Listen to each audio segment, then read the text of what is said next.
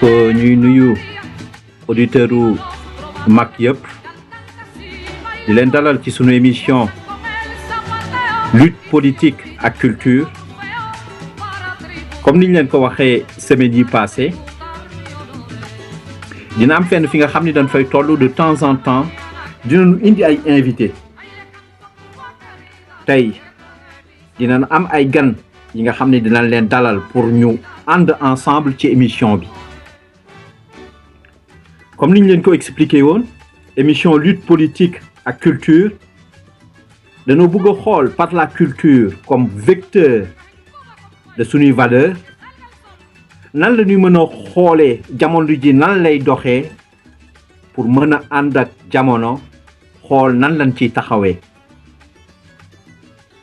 donc tey tout à l'heure dinañ leen annoncer ay gan ay invités yi nga xam ni seen xel màcc na ci doxinu diaspora bi tous les Sénégalais de l'extérieur am nañu expérience ci mouvement yi parce que dafa am ñaari affaires yi nga xam ni il faut que ñu jéem ko comprendre benn bu njëkk mooy yéen ñëpp umpalewu leen que ni depuis quelque temps ñi ngi wax la diaspora comme 15e région mais ñi ngi wax aussi ci ay députés yi nga xam ni ñoom ñooy représenter diaspora bi loolu liñ ci mën a jàngat mooy que dans tous les cas les Sénégalais de l'extérieur war nañu am une organisation bi nga xam ni moo leen di permettre ñu mën a def ay liggéey ensemble mais xam naa wax jooju dinañ ci gën a dugg leneen li nga xam ni bëggoon naa tey ñu waxtaan ci mooy ci problème mu article 27 ci condition yi nga xam ni moom la ñu war a tànnee sunu njiit ñun loolu ça nous préoccupe à deux niveaux parce que d'une part ñu ci bari ay binationaux lañu mais tamit suñuy doom fii la ñu juddoo et donc loolu daf ñuy préoccuper mais xam naa buñ ci waxtaanee ba ci biir dinañu xool ban jàngat lañ ci war a mën a am ak nan lañ ci mën a taxawee donc sunu premier invité di Sidi Fall yor MSU France moo koy doxal donc yàgg taxaw ci ay mouvement yàgg taxaw ci diaspora bi di xeex pour Sénégal keneen ki ci àndal Bokar Gueye nekk fii ci Paris tey dafay ñëw di waxtaan à son nom mais en même temps moom mooy président wu Sénégal debout di benn mouvement aussi bu nekk au niveau de la diaspora ñu ngi ci xaar d'autres invités xam naa plus tard dinañu woote du ñu def dara lu dul bàyyi Sidi Fall mu nuyoo ak yéen Sidi Fall. oui salaamaaleykum Maïssa maa ngi lay nuyu di la sant di la gërëm di nuyu Bokar bi duggoon léegi di ko nuyu di ko sant di ko gërëm di nuyu tamit bépp auditeur bu ñuy déglu ci rajo bi tey ci waxtaan bi sur les deux points yi nga xam ne soulevé nga ko à savoir la réforme constitutionnelle ak les problèmes de la diaspora voilà donc en attendant ñu ubbi waxtaan bi sottante xalaat te xam ne tamit ñun ñëpp ñoo bokk ndey bokk baay et quel que soit suñu religion suñu relation suñu affection ñoo bokk Sénégal le Sénégal est un et indivisible. merci beaucoup Sidi Fall donc kooku di Sidi Fall bu MSU France donc Bokar maa ngi gis ne dugg na xam naa du ñu def dara lu dul bàyyi ko moom it mu nuyoo ma leen di fàttali ne Bokar moom mooy président wu Sénégal debout mais nag tey dafa ñëw à titre personnel la ñëwee ci waxtaan bi parce que moom it am na expérience ci mouvement yu bari biñ leen di taxawal biir ci au niveau de la diaspora donc duñ bàyyi dara dul Bokar mu nuyoo ak yéen. oui salaamaaleykum Maïssa maa ngi lay nuyu di nuyu aussi mboolem képp ku nekk ci panel bi ak ñi ñuy déglu ñëpp man nag bon débat bi xaw ma fu mu toll parce que dama amoon problème mu connexion mais maa ngi suivre ba ci kanam pour mën a xam exactement fan ngeen tolloon. donc allo jërëjëf Bokar Gueye donc comme niñ ko waxee ci njàlbéen bi dafa am ay réformes constitutionnelles yi nga xam ni le président Macky Sall proposé na ko mais ñun dafa am ñaar yi nga xam ni daf ñu ciy interpellé benn bi njëkk mooy li mu wax ne danoo war a wut ay députés yi nga xam ni ñoom ñooy représenter les Sénégalais de l'extérieur au niveau de l'Assemblée nationale ñuy laaj est-ce que dañ ci war a dem ñenn ñu bari nee nañu ay proposition la mais dans tous les cas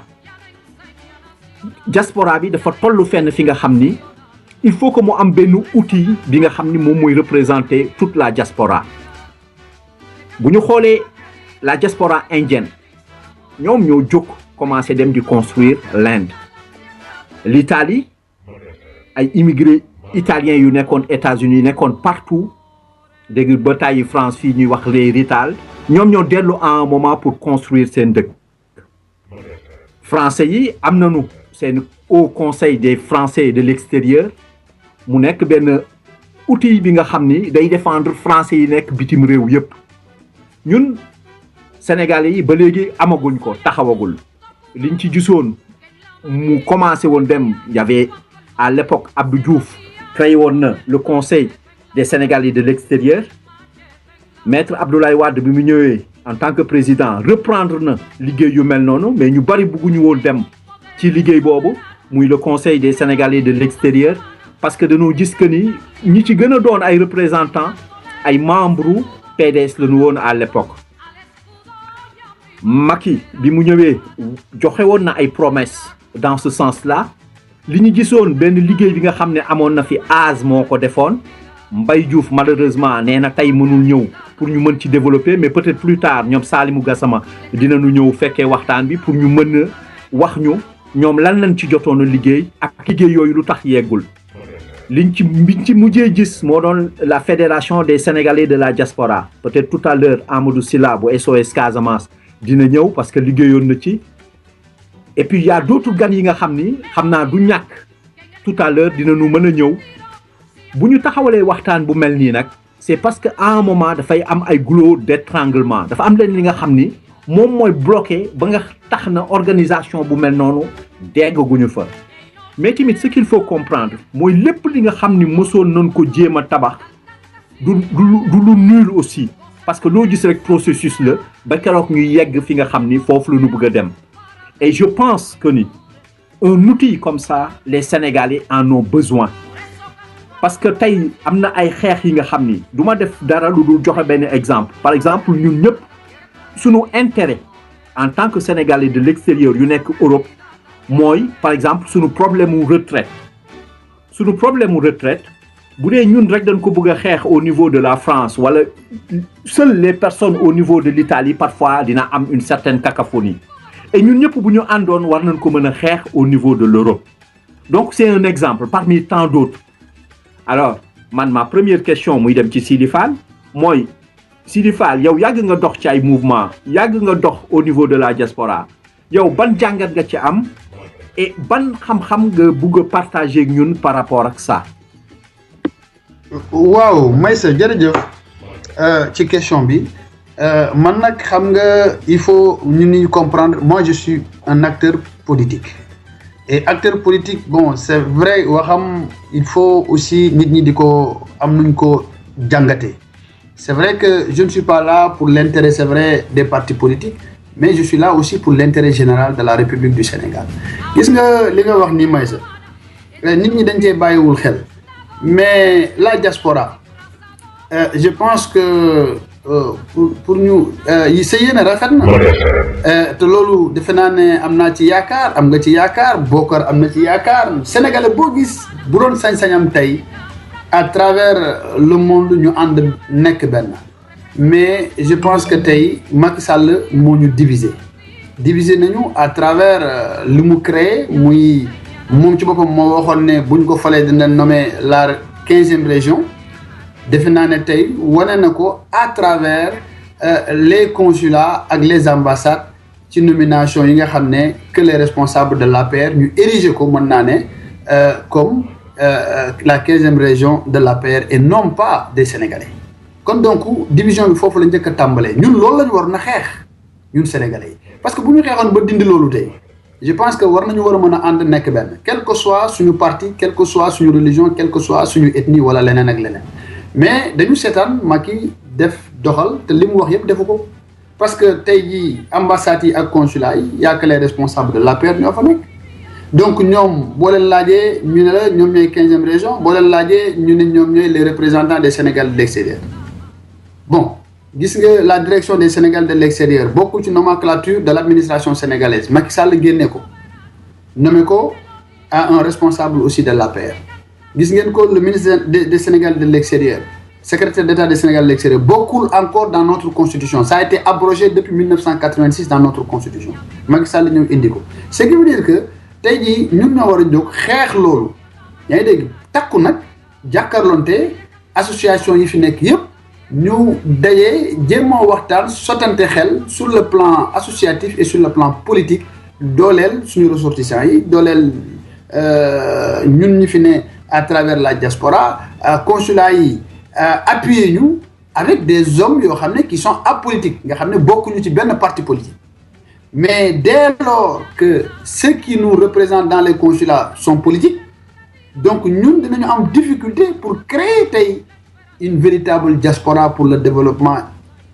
du Sénégal man loolu laa bëgg a wax xamal leen ne leen nag lépp c'est politique bi li ko indi mooy Macky Sall te jubluwu ci lu dul tëral des actions politiques des cadres politiques et non pas des cadres économiques de développement illimité non périodique pour notre pays le Sénégal léegi nag bon mbéjum kanam borom a koy fajal boppam ñun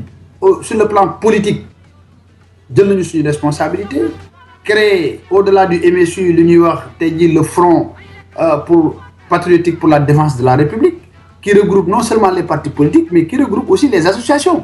bon léegi nag bu keneen créer aussi leneen lu ëpp loolu doole aussi te muy intérêt askan wi moi je suis dedans je suis pour mais li ma mënul gëm mooy fi mu ne nii tey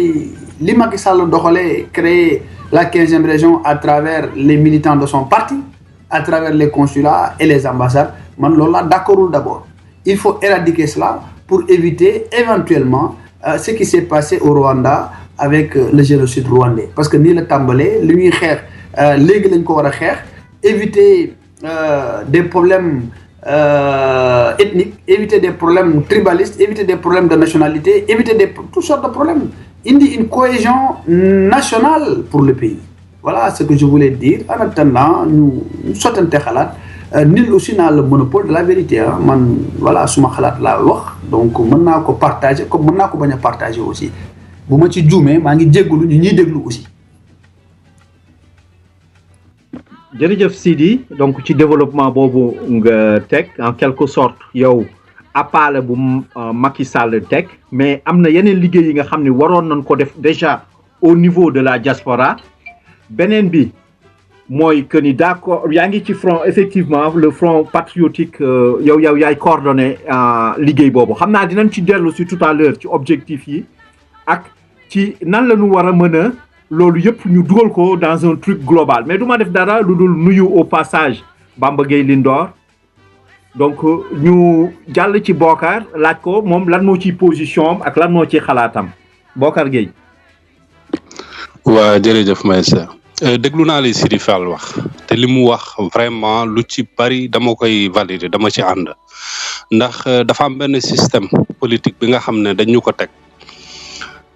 bëgg la guider parce que ki nga xam dafa ñëw tey di la wax ne daf la bëgg a boole ci li muy def daf la war a bàyyi yow nga xalaat noo koy defee mais du dañ la koy imposer et man personnellement ni may jàngatee mbir mi à chaque fois bu fekkee kii di ñëw day jóge fële ñëw daal ne moom dafa ñëw pour rencontrer les Sénégalais de l'extérieur dafa naa fi mu war a njëkk a commencer te loolu dañ koy fàtte toujours mooy boo génnee Sénégal rek tu as la Gambie Mauritanie Mali et cetera sénégalais bu nekk bitim réew bu dee kooku moo tax ñuy wax Afrique la ñuy commencer parce que sénégalais yi ñu ngi fees dell en Afrique Occident bu ñu fi ñëwee tam pareil sénégalais yaa ngi fi fees del te lu bari ànduñu parce que bokkuñu idéologie et kooku c'est normal sénégalais yu bari ñii dañuy yëngu ci parti politique yi ñi nekk ci association yi ñii dugguñu sax ci loolu mais n'empêche que képp ki nga xam ne daal doomu sénégalais nga bu nekk bitim réew sa wàll kon dafa nekk ci loolu ba tax na suñ leen di woo autour d'une chose dañ leen war a bàyyi ñoom petit à petit ñu construire xam lan la ñu bëgg a def fan la ñu bëgg a dem commencer déjà ci ay projet commencer ci liggéey mu bañ a war a nekk li nga xam ne affaire parti la parce que man à chaque fois comme ni ko Sidi Fall waxee bu may dégg mu jëm ci li nga xam ne dañ koy woote fekk ñu ni diaspora la wala sénégalais de l'extérieur ay meeting lay gën a nekk que leneen waaw dafay nekk ne soit c'est le parti au pouvoir moom mooy ñëw depuis avant APR nag parce que du tey la commencé aussi dafa yàgg képp bépp nguur bi jaar Sénégal yépp c'est pareil même doxalin bi la bu ñu ñëwee dañuy dajale nit ñi ñëw jëmale ñoom ci seen parti man maa ngi rappelé wu affaire diaspora li taxoon sax ma jël ci recul au départ yenn affaire mouvement yeeg association yi mooy boo demee ba ci biir tout le temps dañ lay jéem a dugal ci ay carte de membre tel parti wala tel parti alors que nit ñi defe naa nit bu demee ba génn bitim dëkkam daal di dem bitim réew wàlliyaan comme ni ñu koy waxee c'est parce que fi mu jógee moo neexul liggéey bi fële la war a commencer Sénégal bu développé woon defe naa ñu bari dinañ jóge fii sax dem ñibbi bu ñuy wax ay 15e région na man 15e région boobu dama gisul sax utilité bi pour man ça ne sert absolument à rien du tout Sénégalais yi fi nekk du moment que mënuñu ànd ci benn gis-gis mënuñu ànd peut-être seen bëgg-bëgg seen yéene moom benn lay doon mooy que ni Sénégal na développé mais ci naka lay développé mënuñu ci ànd parce que loolu moom yàlla moo ñu bind ba pare def ne amul doomu aadama yi nga xam ne yëpp dañ mën a yeewu ndoor rek bokk ni ñuy gisee wala ni ñuy xalaate ñii dañuy yaakaar ne peut-être dugg ci politique bi moo leen ciy génne wala mooy développé Sénégal ñoom ñu dem jaaree foofu ñii affaire association ñii ci daayira yi et cetera Sénégalais yi noonu la ñuy fonctionner te ku ci nekk nag boo jógee tey ñëw ne da nga bëgg a représenter ñooñu par exemple nekk un député pour ñooñu mënul nekk parce que booy nekk un député da ngay défendre idéologie nit ki li nga xam moom munu ko yeggale fële assemblée yow nga yeggale ko fa yow bu fekkee da nga nekk APR wala nga nekk PDS wala xaw ma ban parti man par exemple loolu ça ne m'intéresse pas du tout bokkuma ak ñooñu vision mais ñun ñaar yëpp ñu nekk bitim réew yow nga bëgg ma représenter mais munul nekk man foofu rek laa ko jàppe mooy que ni liberté déjà bi ñu war a may sénégalais de l'extérieur yi mooy ñoom seen biir ñuy def petit à petit une consultation générale boo xam ne ñu fàttali ne sénégalais yi ñu ngi bitim réew depuis Afrique du Occident la ñu nekk du fii la ñu ëppee ñu ngi Afrique fees fa dell te des fois ci conditions yu doy waar lañ fay nekk ñooñu fa la ñu war a tàmbale sénégalais fu mu nekk ci àdduna bi ñu koy encourager muy jege consulat bu amee nekk ci ay jafe-jafe ñu mën ko taxaw affaire yooyu c'est-à-dire côté liggéey bi nga xam ne pas dañuy seet ci sénégalais de l'extérieur bi un militant mais ñuy xool ci moom un sénégalais bi nga xam dafa soxlo nguuram di ressentir que ni moom am na dëkk bu nekk ci ginnaawam comme tey boo laalee un français fenn ci àdduna bi France yëpp jóg gouvernement bi jóg et cetera sénégalais da ngay toog bés bu jot dégg fii rey nañ sénégalais tel États-Unis Italie wala Espagne wala tel dëkk gars yi génn xumbal tuuti après jeex na du mujj fenn affaire yu mel noonu nag tey Afrique moom waxatuñ ko sax parce que foofu moom voilà dafa dem ba normal bés bu jot ñu toroxal sénégalais bi cim réew buntu Sénégal dëkk yi ñu wër rek déjà nit nag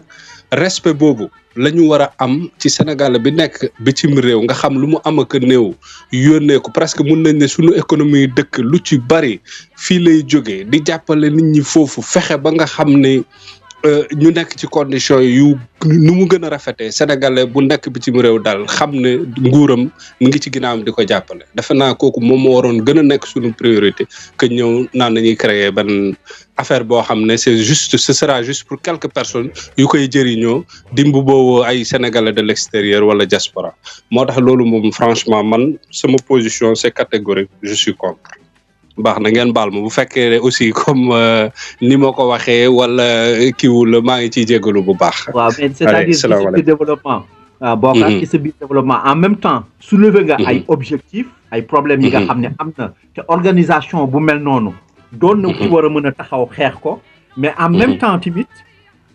bañ nga lu mel noonu am en quelque sorte mais xam naa dinañ ci dellu si waat gën a développer ci biir waxtaan d'accord dinaa la expliquer parce que li ma ci bañ mooy aspect politique bi mais côté développement bi kooku je suis à 100% pour waaw côté aspect politique bi récupération politique bi laay bañ. D'accord, ok. Donc, da ngay teg foofu sa loxo comme niñ koy waxee en même temps, c'est-à-dire rapprocher wu nga ne nga dañu war a rapprocher wu au niveau des consuls mais tout à l'heure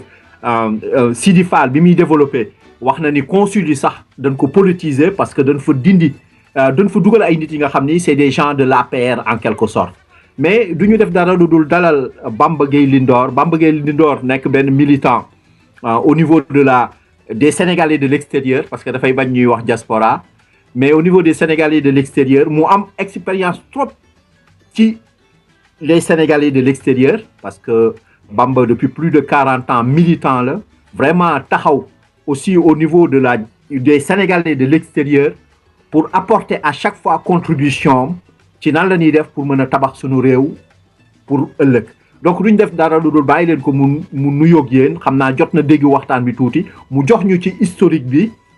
ak expérience am bi mu am ci taxawal organisation bu mel noonu Bamba Gueye Lindor. ay gaañ na ngeen def. waaw ñu ngi fi. maa ngi leen di nuyu yéen ñëpp. mais man ñun bi bokk ma si dégg ngeen ñun bi dama si bokkul su ma ay rakk ngeen ñoo bokk fañ jóge su ma ay rakk ngeen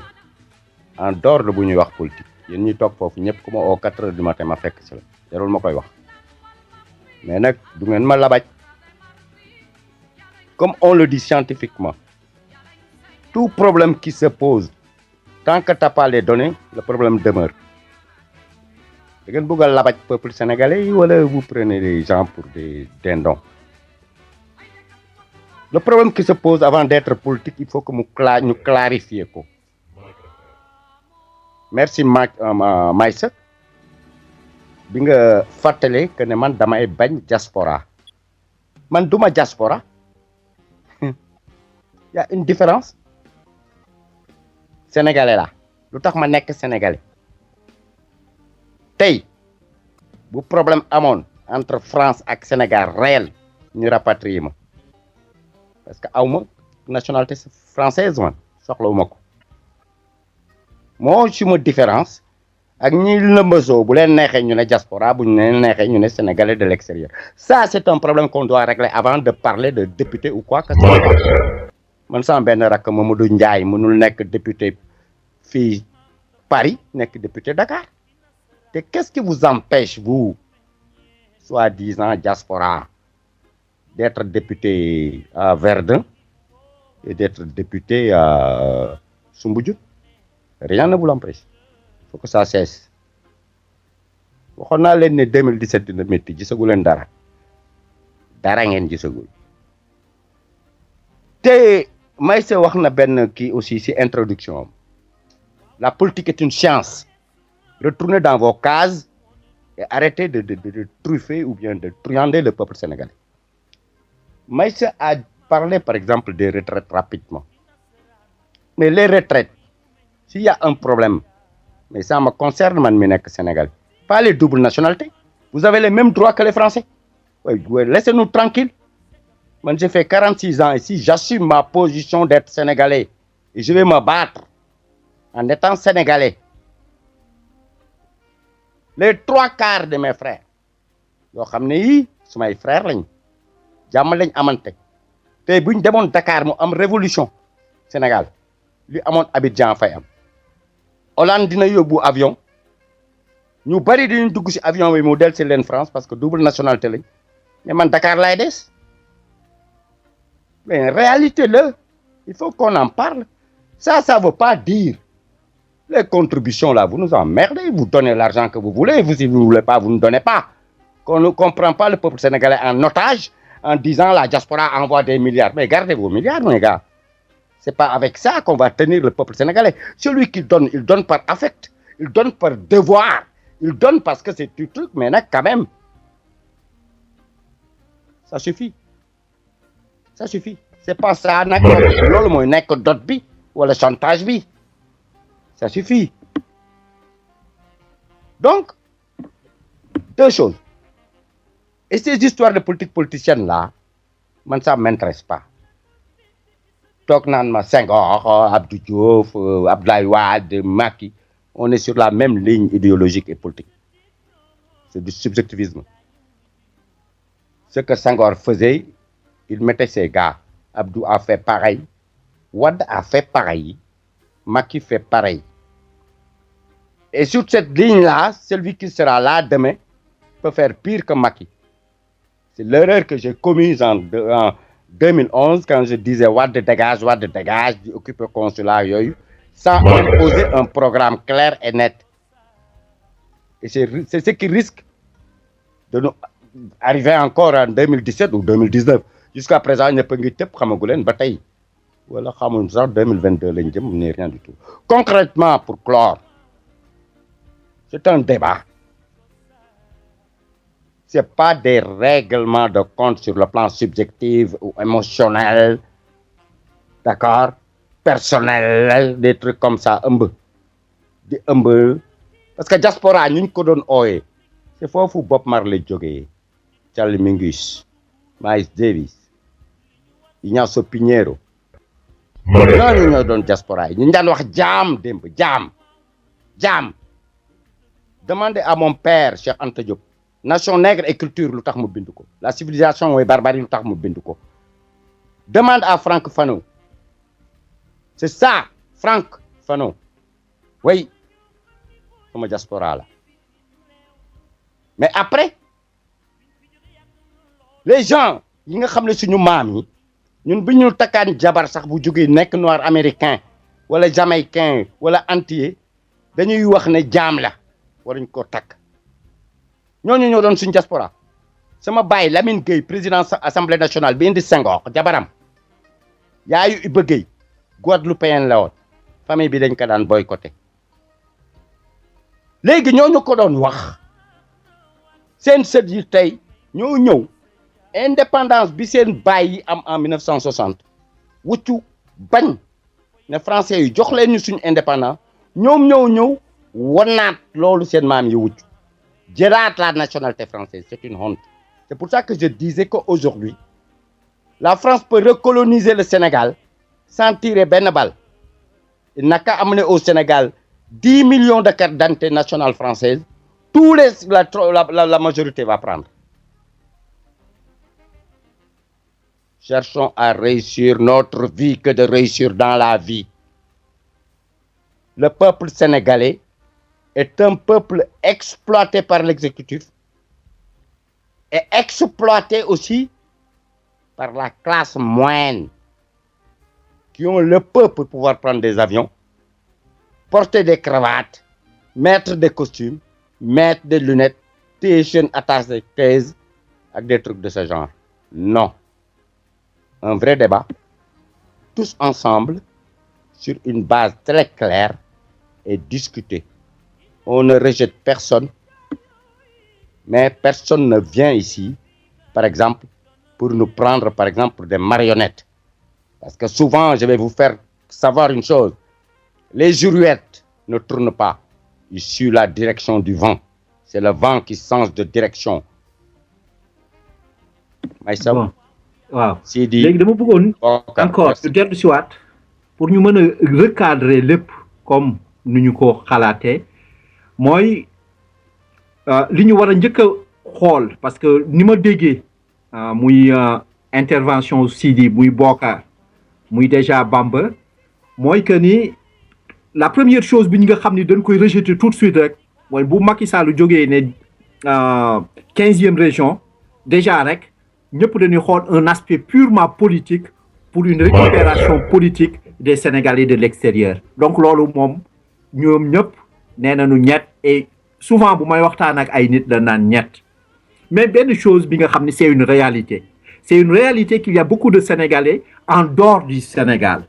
comme Bokar ni mu ko waxee am na en Afrique am na en Europe am na en Amérique donc Sénégalais yooyu loolu c'est une réalité Sénégalais yooyu ils rencontrent des problèmes parce que tukki dafa metti et Sénégalais yi nga xam ni ñu ci bëri dañoo génn 90% yi mën nañu wax ne wuti moo tax ñu dem génn à l'extérieur mais ci kaw wut boobu Sénégal yooyu ils rencontrent des difficultés am nañu ay problèmes yi nga xam ni c'est réel d'une part taxawaguñu pour aider Sénégal pour mu mën a développer et je vous dis encore que ni d'autres pays l'ont fait l'Inde l'a fait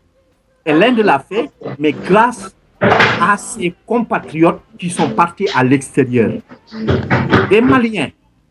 ils ont réussi quand même à créer une confédération bi nga xam ni ça permet les Maliens fépp fu ñu nekk di jéem a mën a aider seen peuple. Les Marocains actuellement ils sont en train d'acheter le Sénégal. Pourquoi? Parce que les Marocains de l'extérieur ils ont réussi à avoir un outil comme ça. Donc Bokar tout à l'heure ci développement am nee na outil boobu waruñu ko mën a bañ sur le plan économique mais comme ñëpp lu ñu wax dañu wax ne sur le plan politique dañ koy daw mais politique aussi c'est que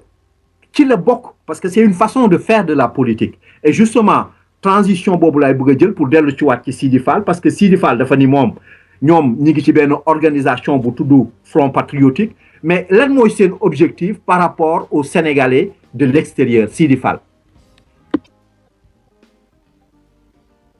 waaw xam nga les Sénégal de l'extérieur kenn mënul exclure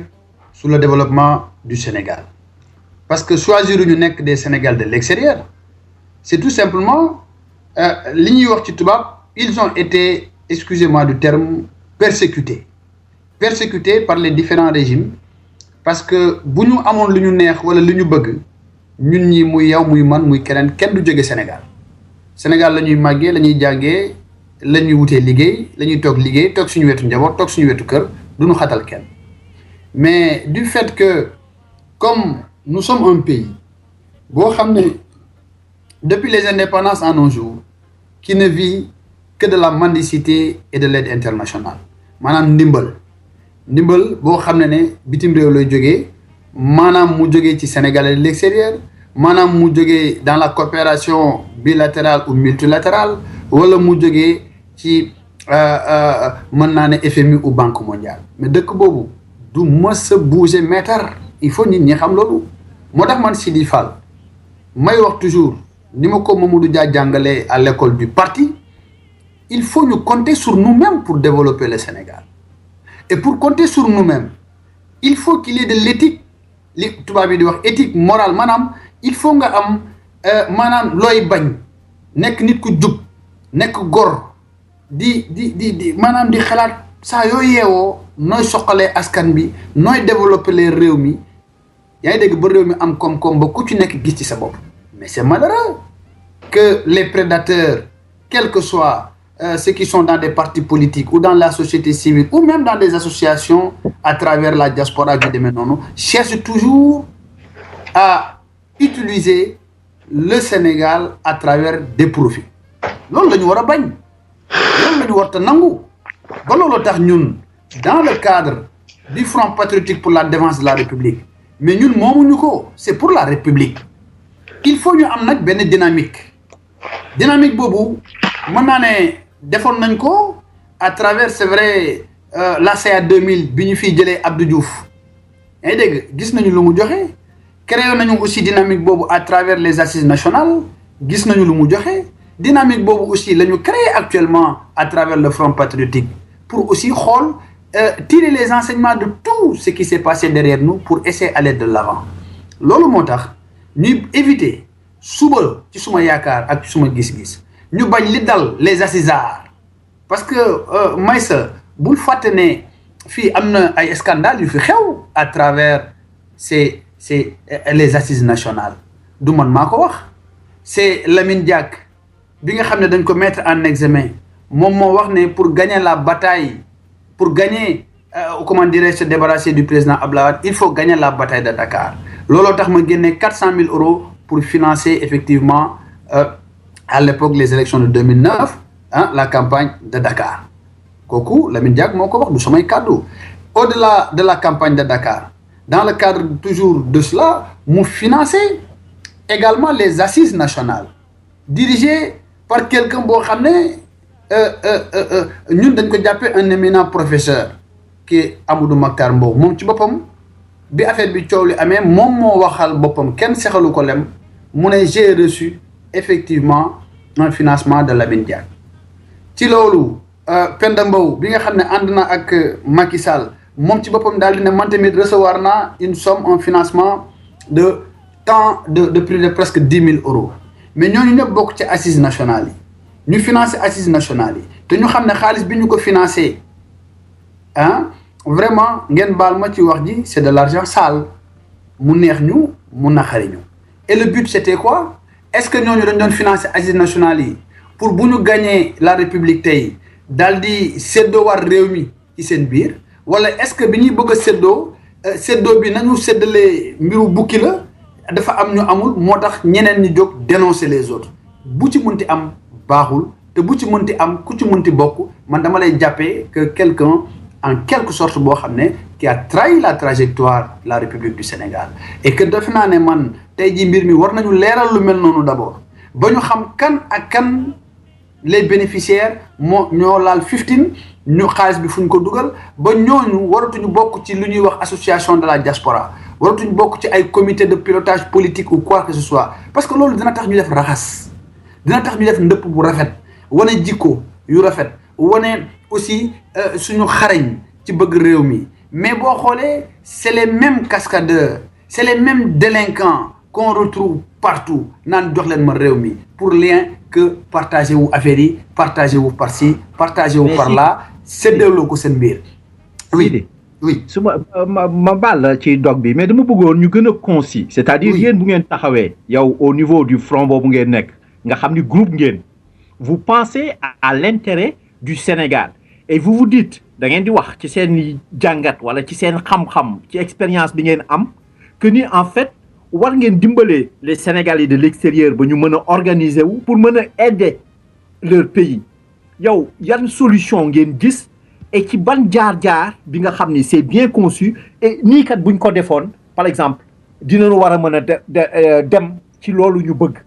est-ce que loolu am na jàngat bu ngeen ci am est-ce que am ngeen expérience bu claire bi nga xam ni mën ngeen ko apporter les Sénégalais de l'extérieur.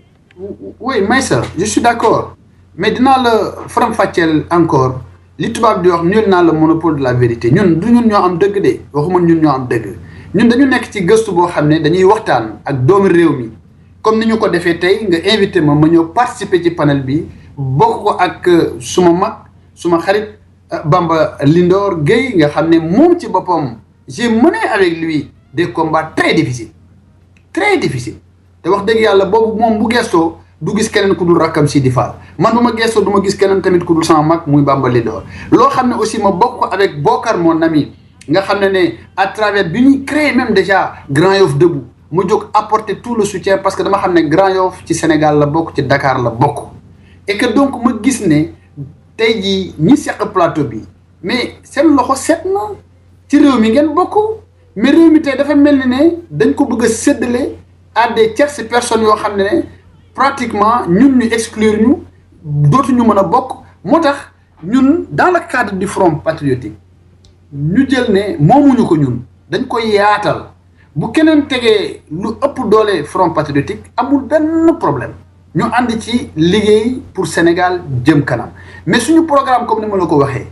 mais suñu programme du pour jëlee fi Macky Sall comme li Bamba wax remplacer pour faire revenir encore les mêmes choses non dañu tirer les enseignements du passé pour jéem a dem ci kanam il faut ñu compter sur nous-mêmes pour développer le pays xam nga wax naa ko sànq ci demi d'émission Macky Sall il est très politique ku muus la ku ñor la transformé na diaspora bi vraiment la plupart ñi nga xam ne alal la leen tax a jóg ak l'opportunisme et du matériel et du clientélisme gëm xaalis mu créé li ñuy wax naan les fonds de la diaspora tey fonds yooyu boo ci duggee leb xaalis tu es obligé de prendre la carte de l'APR mais kooku tey yow Bokar boo ko woowee tey comment dirais-je yow Maïssa boo ko woowee ci plateau bi mais du bëgg nga wax tey Macky Sall lu ko neex parce que day bëgg suba moom du fay bor bi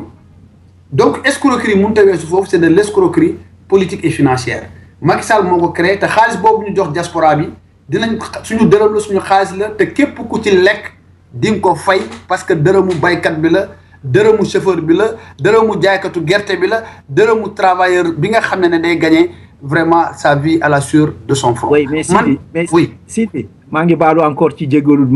mais Macky, quoi qu'on en dise, Macky, il a proposé diaspora comme 15e région, même pour les slogans là, il a proposé d'autres choses, mais man tonto goma, exactement, qui est là qu'il proposé. Mais li ñu proposé, d'abord, xam nga dëkk pour mu dox am na li tubaab bi di wax séparation de pouvoir. Séparation des pouvoirs bu amee rek wax dëgg yàlla justice mën a doxal mbiram exécutif mën a doxal mbiram pouvoir judiciaire bi mën a doxal mbiram pouvoir législatif mën a doxal mbiram ku ci nekk gis sa bopp dans la république. Mais dañu toll tey fi ñu nekk fii tey dañu am buur la ñu am Sénégal buur bi mooy nommé mooy fal mooy folli moo yor bigam ak foyam ñu jox ko doole joo xam ne mais amul fenn ci àdduna bi. Alors loolu nag la ñu bëgg a dindi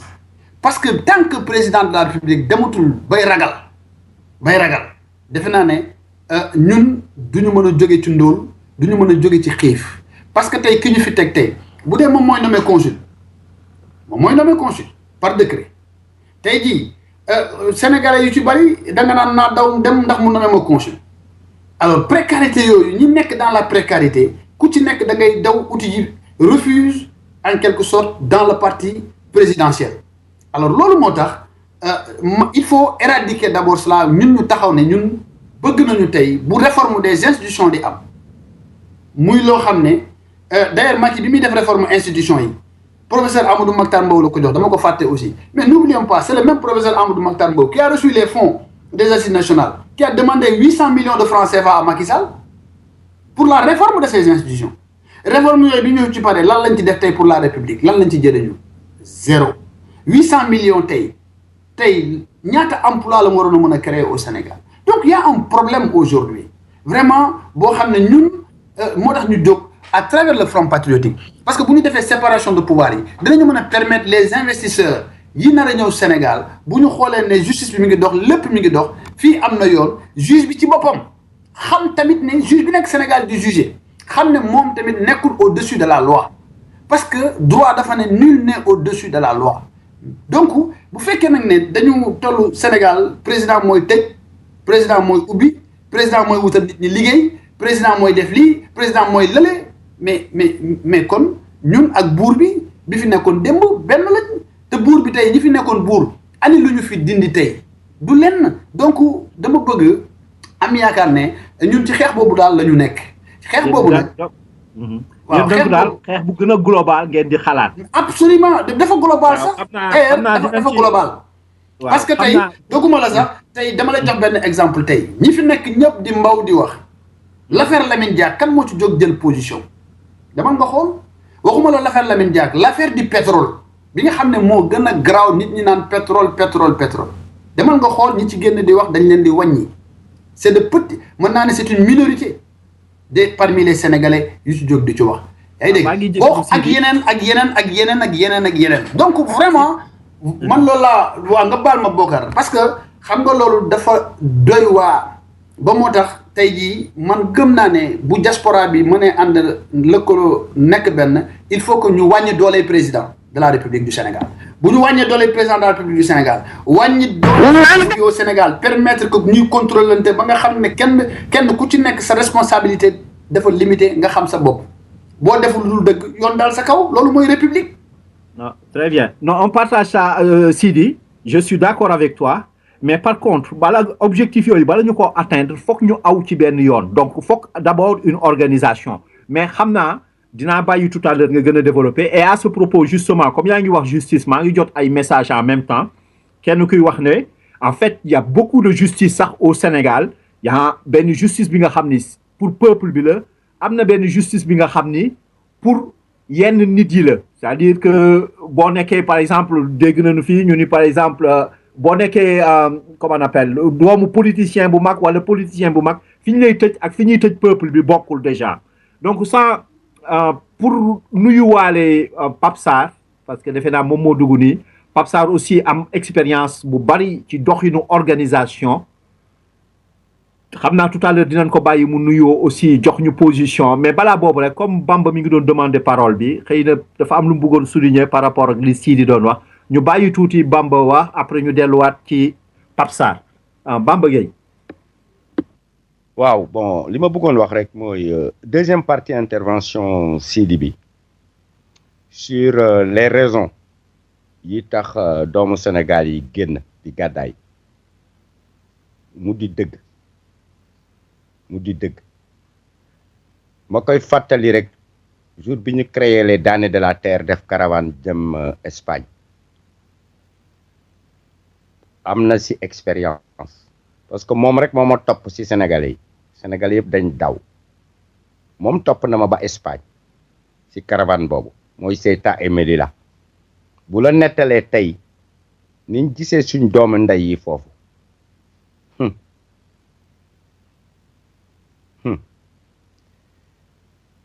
del siwaat que ne luñ munti def vérité dafa war a am le mot est haïssable mais léegi on est un peuple de faquins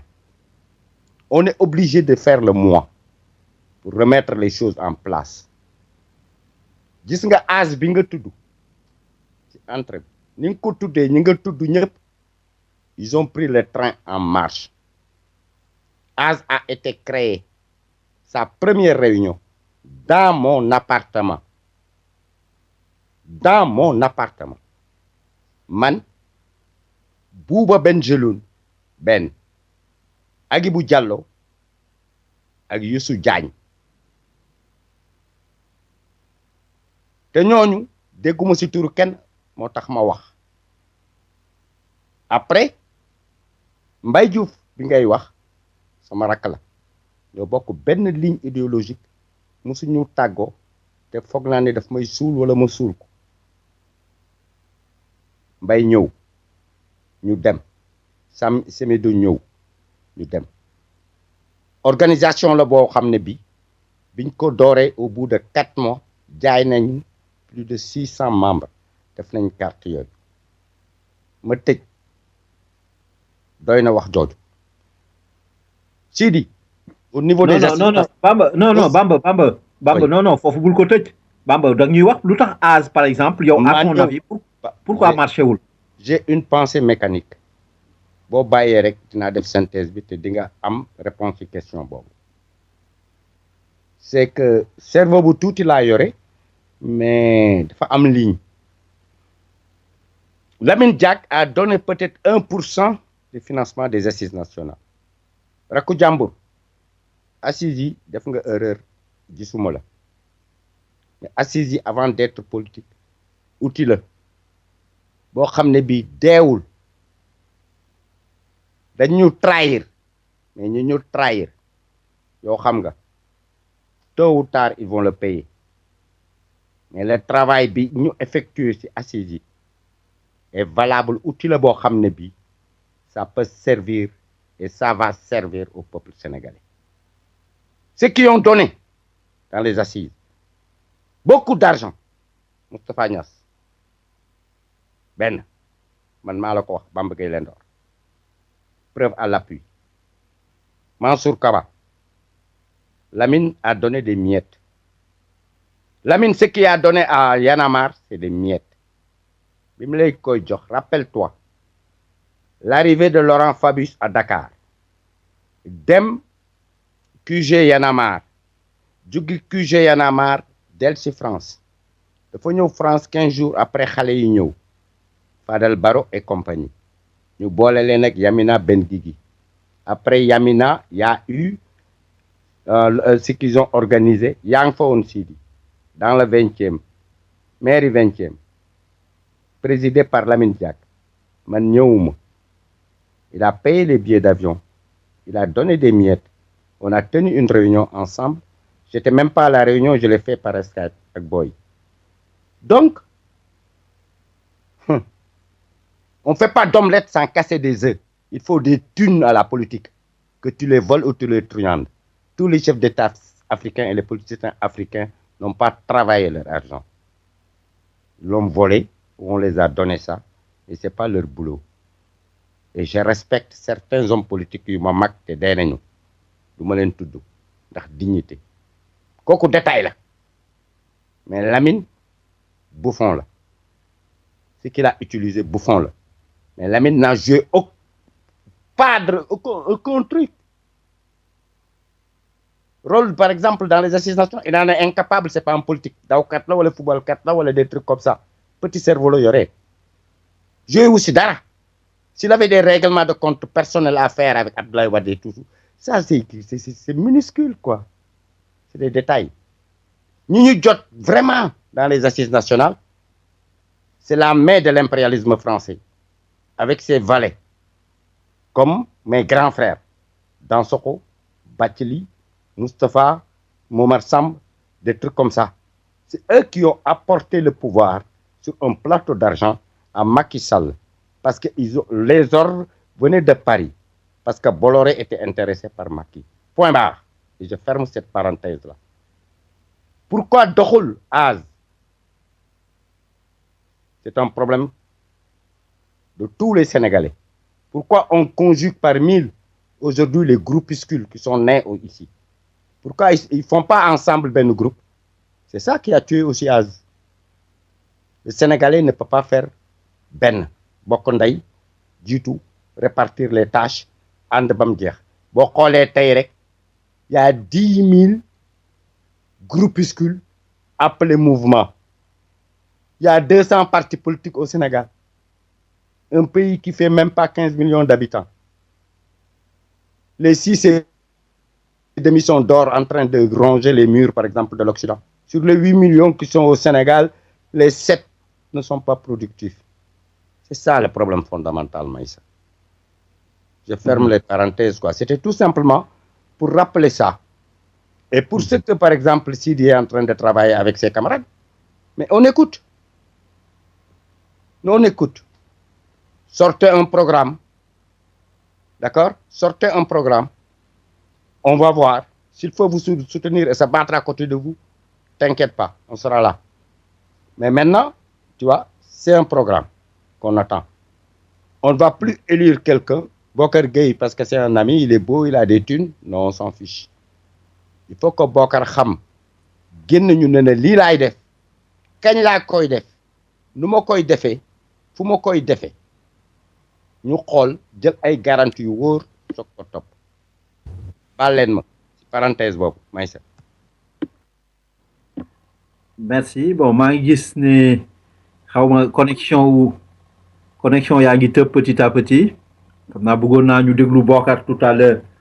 mu wax ñu mais ba léegi man encore je reste sur ma faim comme li Bamba wax nee na sénégalais moo naqaree dajale mais dafa am fenn fi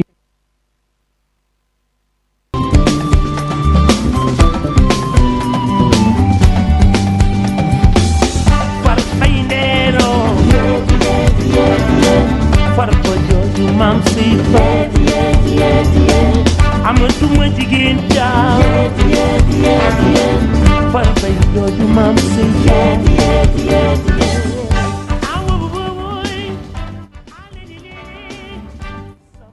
la culture comme vecteur de nos valeurs mais comme ni ñu expliqué émission bi dès le départ ci njëlbéen bi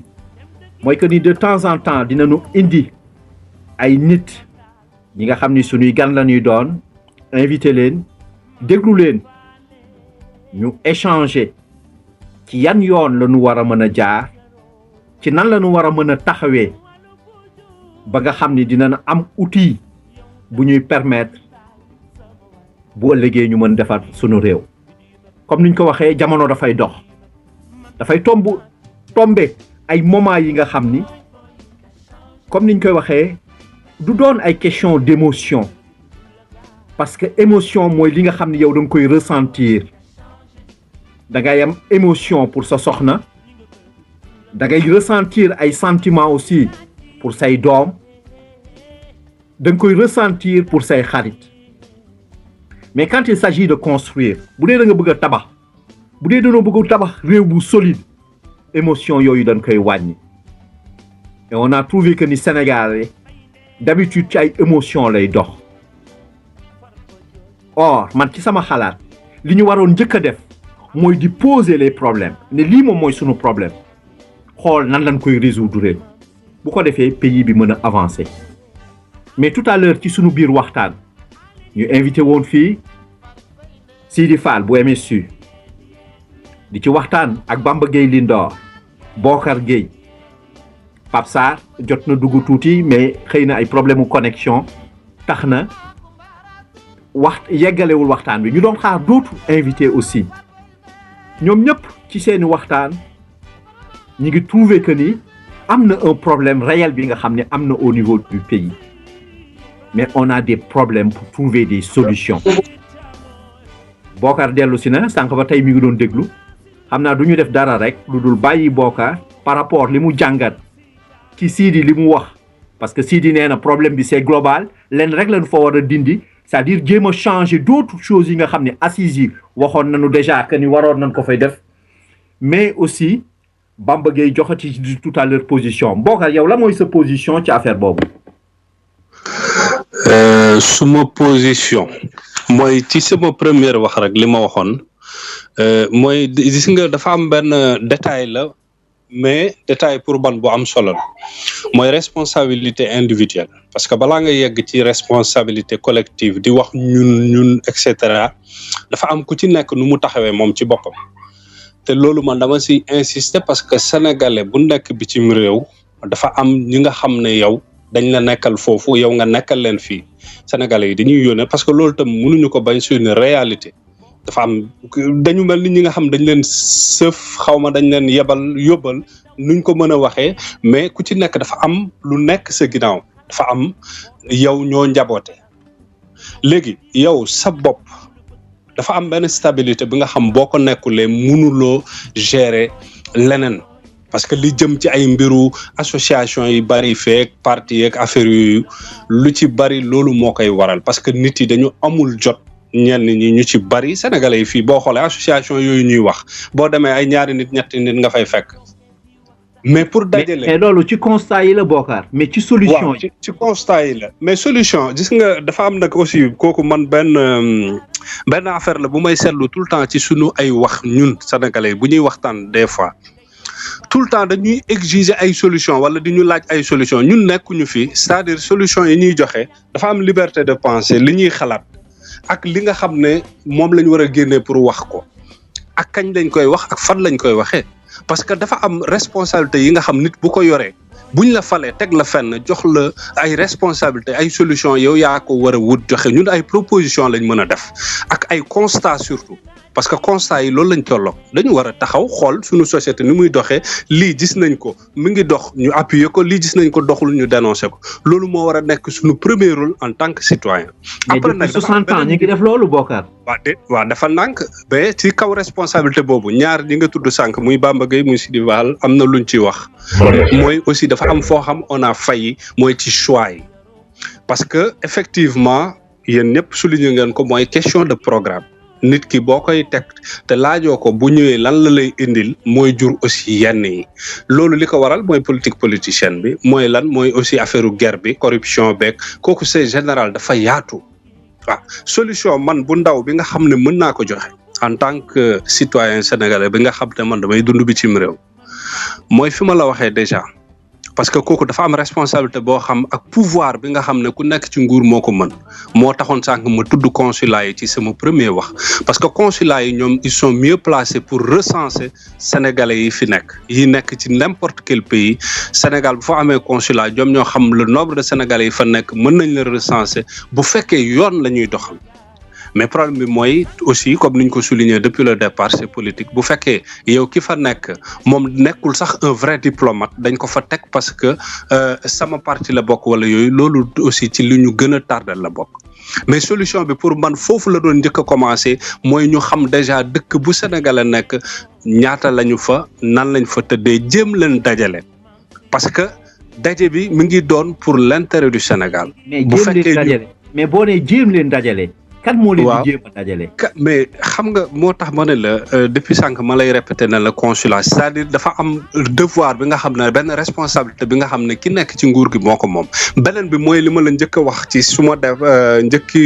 sama départ wax mooy responsabilité individuelle magam jëmm man je suis sénégalais comme yeneen sénégalais yu fi nekk aw ma jotu di wër ay sénégalais naan damay jàpp seen loxo di leen indi pour lu jëm ci Sénégal parce que aussi foog ñuy waxante dëgg dafa am responsabilité individuelle képp ku fi nekk nga nekk doomu Sénégal ak foo mënta ka nekk bitim réew Sénégal bu la ñoree waroo toog chaque fois ñuy ñëw parce que des fois gis nga da ngay ñëw di wax naan bon war nañu def nii mais dafa mel ni nit yi xaar pour yow nga ñëw di leen neexal wala am loo leen yorel wala xaw ma loo leen war a jox pour le Sénégal man personnellement loolu moo tax ma ne man su ma doon jéem a def politique sax dafay metti à un certain niveau parce que man loolu dama ci d'accordul nit responsabilité individuelle képp ki nga xam ne sénégalais nga da nga am wàll ci Sénégal ba nga li nga xam da nga koy gis muy jëm ci sa kër te neexul da nga war a taxaw jéem ko xool noo koy jubbante léegi nag ñu ngi fii association yeeg mouvement yeeg li tax muy gën a fës di gën a bari aussi mooy bëgg a jiite kooku aussi beneen problème la mooy nit yu bari aussi malheureusement li nga xam jiitewuñu ko mënuñu cee bokk kooku c'est un défaut parce que nit bu fekkee defar moo la tax a jóg lépp li nga xam ne da nga ko gis mu nekk lu baax da nga war a ñëw jàpp ci pour mu gën a avancer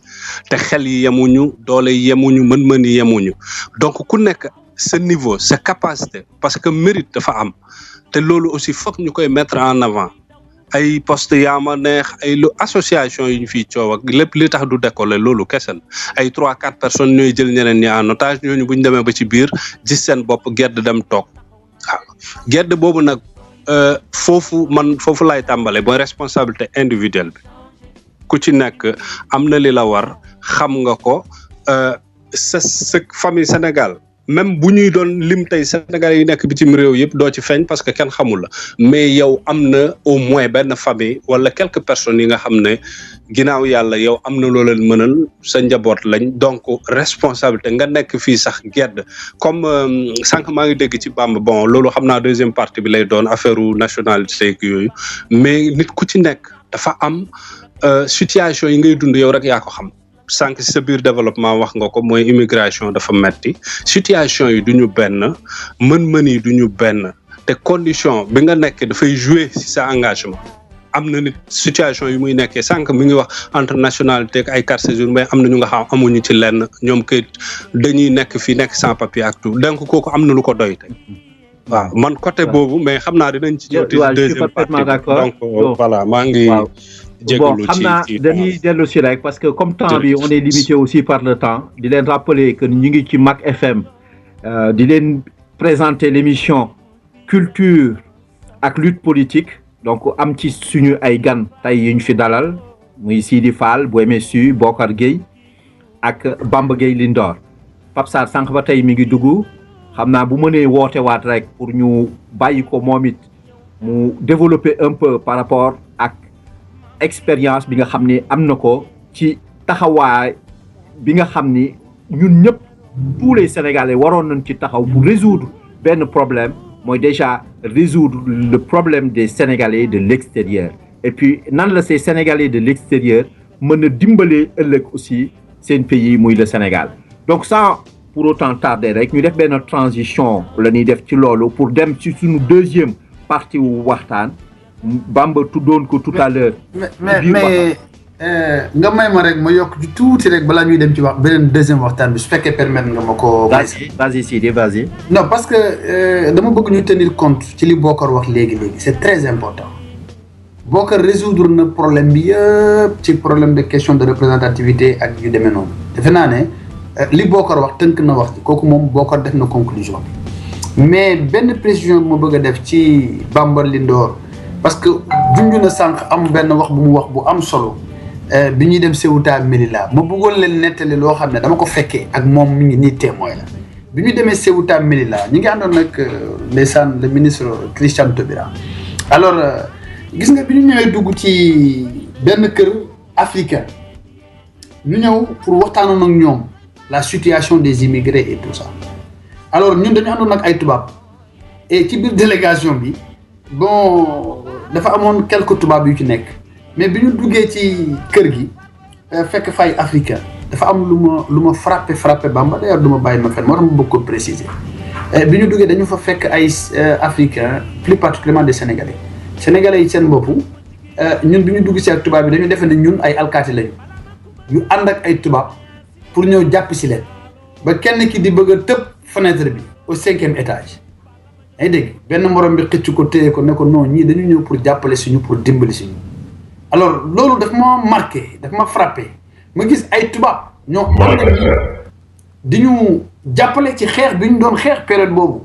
nga xam ne bi Bamba c'est vrai di wootee la caravane des damnés de la terre mais sénégalais yi gis ñu kenn ñëpp a daw parce que fi ñu séddalee xaalis amu fa woon loolu tax beneen bi mooy bi ñu wootee la grande marche à Barcelone d'ailleurs mi ngi ci vidéo yi mais grande marche boobu amul benn sénégalais à part man ak Bamba Lindor ñoo fa nekkoon comme sénégalais et que marche bi ay arabes ay pakistanais ay marocains ay algériens ñoo ci nekkoon li ma gën a frappé ci marche boobu alors ñoom ñëpp ay sans-papiers lañu mais dañu génn ndeysaan di wax vive Sénégal Sénégal Sénégal alors affaire bi ma xool gisuma benn sénégalais bu génn te pourtant Espagne boobu y avait des milliers et des milliers de sénégalais yoo xam ne yoruñu kayit te ñun dañu bàyyi suñu liggéey bàyyi suñu kër bàyyi suñu njaboot pour ñëw pour jàppale leen pour xeexal leen parlement européen bi parlement espagnol bi recevoir ni accepter manifestation bi ñu fa def ba ñu ne dinañu régulariser plus de 800 000 immigrés mais bi ñuy régulariser plus de 800 000 immigrés sénégalais yi ñoo ci ëpp ma wax ko fi yaa ngi dégg donc bu ñuy xeexaluñu benn sénégalais dañuy xeexal ñëpp la ñuy xeexal mais nit ñi dañu bëgg lu yomb dañuy toog seen kër bëgg nga xeexal leen rayante leen bu dee jotee nga dee ñoom ñu toog di jëriñu loolu dafa jeex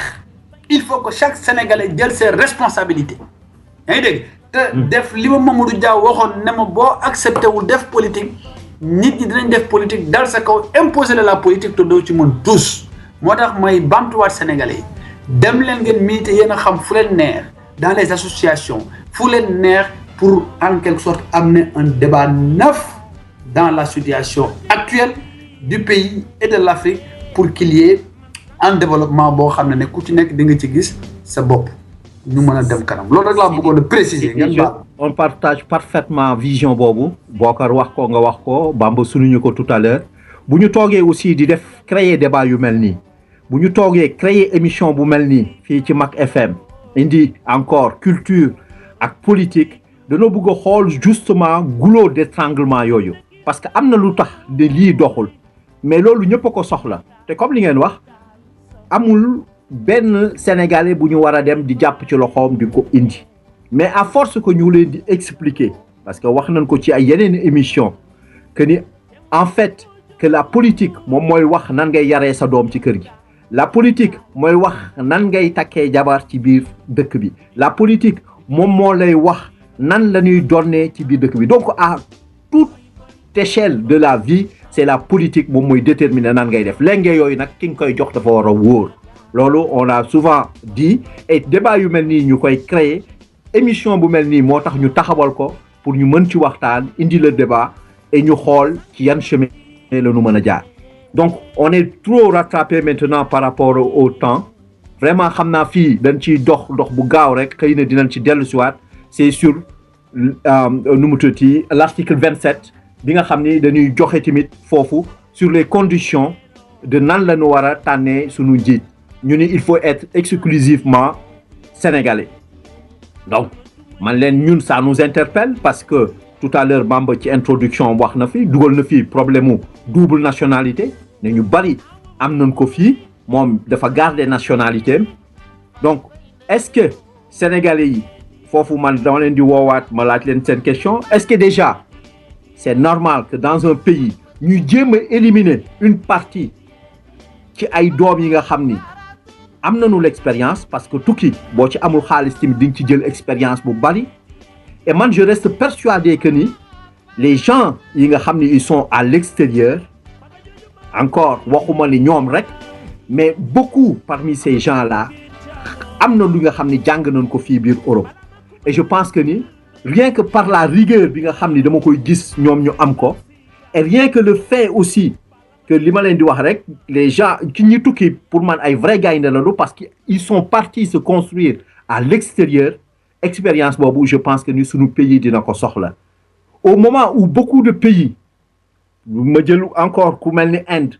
di ko citer comme exemple ma jël ku mel ni Chine Italie et d'autres pays ils se sont construits à partir des enfants de ce pays-là yi nga xam ne ñu ngi à l'étranger pour que ñun on devrait se priver de cela pour ay slogan pour ay affaires yi nga xam ni pour man encore ça n'engage que moi c'est pas énormément c'est pas grand-chose am na ñu nekk à l'extérieur li ñuy représenter wala li ñuy def pour seen pays ñooñu ci biir Sénégal defuñu ko. On prend aussi un exemple comme Macky Sall. Macky Sall nee nañu il est sénégalais il n'a pas la double nationalité mais pourtant moom muy Macky Sall muy ñeneen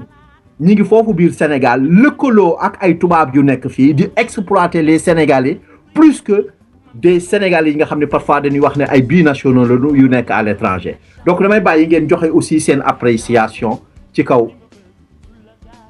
problème boobu donc Sidi boo bëggee ñu def benn vite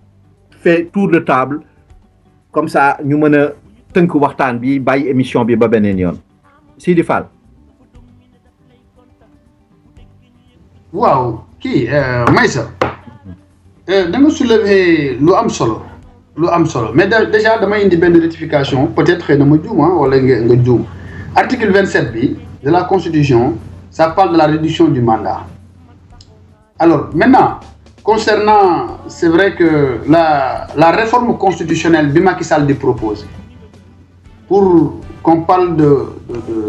binationalité etc. mais c'est un scandale parce que man jàpp naa ne li xew Rwanda rajo Mille Collines bi ñuy wax moom moo indi woon problème Hutu yi ak Tutsi yi rajo boobu benn rajo de propagande la woon ba ñu monté parce que ci ay affaire de nationalité la jóge woon bi duggee ci nationalité ñu dugg ci affaire ethnie bi ñu duggee ci affaire ethnie nag moo indi coow li Rwanda donc tey ma di ko bamtuwaat di ko d'ailleurs bind naa ko ci sama contribution ci la comment dirais-je la dernière sortie du Front Patriotique wax naa ko ci donc bu démb pour wax ne dañu war a éviter dañu war a moytu di wax affaire nationalité à ce point-là indi c'est un faux débat tey jii le gouvernement dañu war a ne ñeenti at la ñu fi defagum liggéey nañ fi lii ak lii ak lii ak lii ak lii ak lii yaa ngi dégg mu débat nationalité boobu ñu jël ko teg ko fële parce que yow Maïssa Mbaye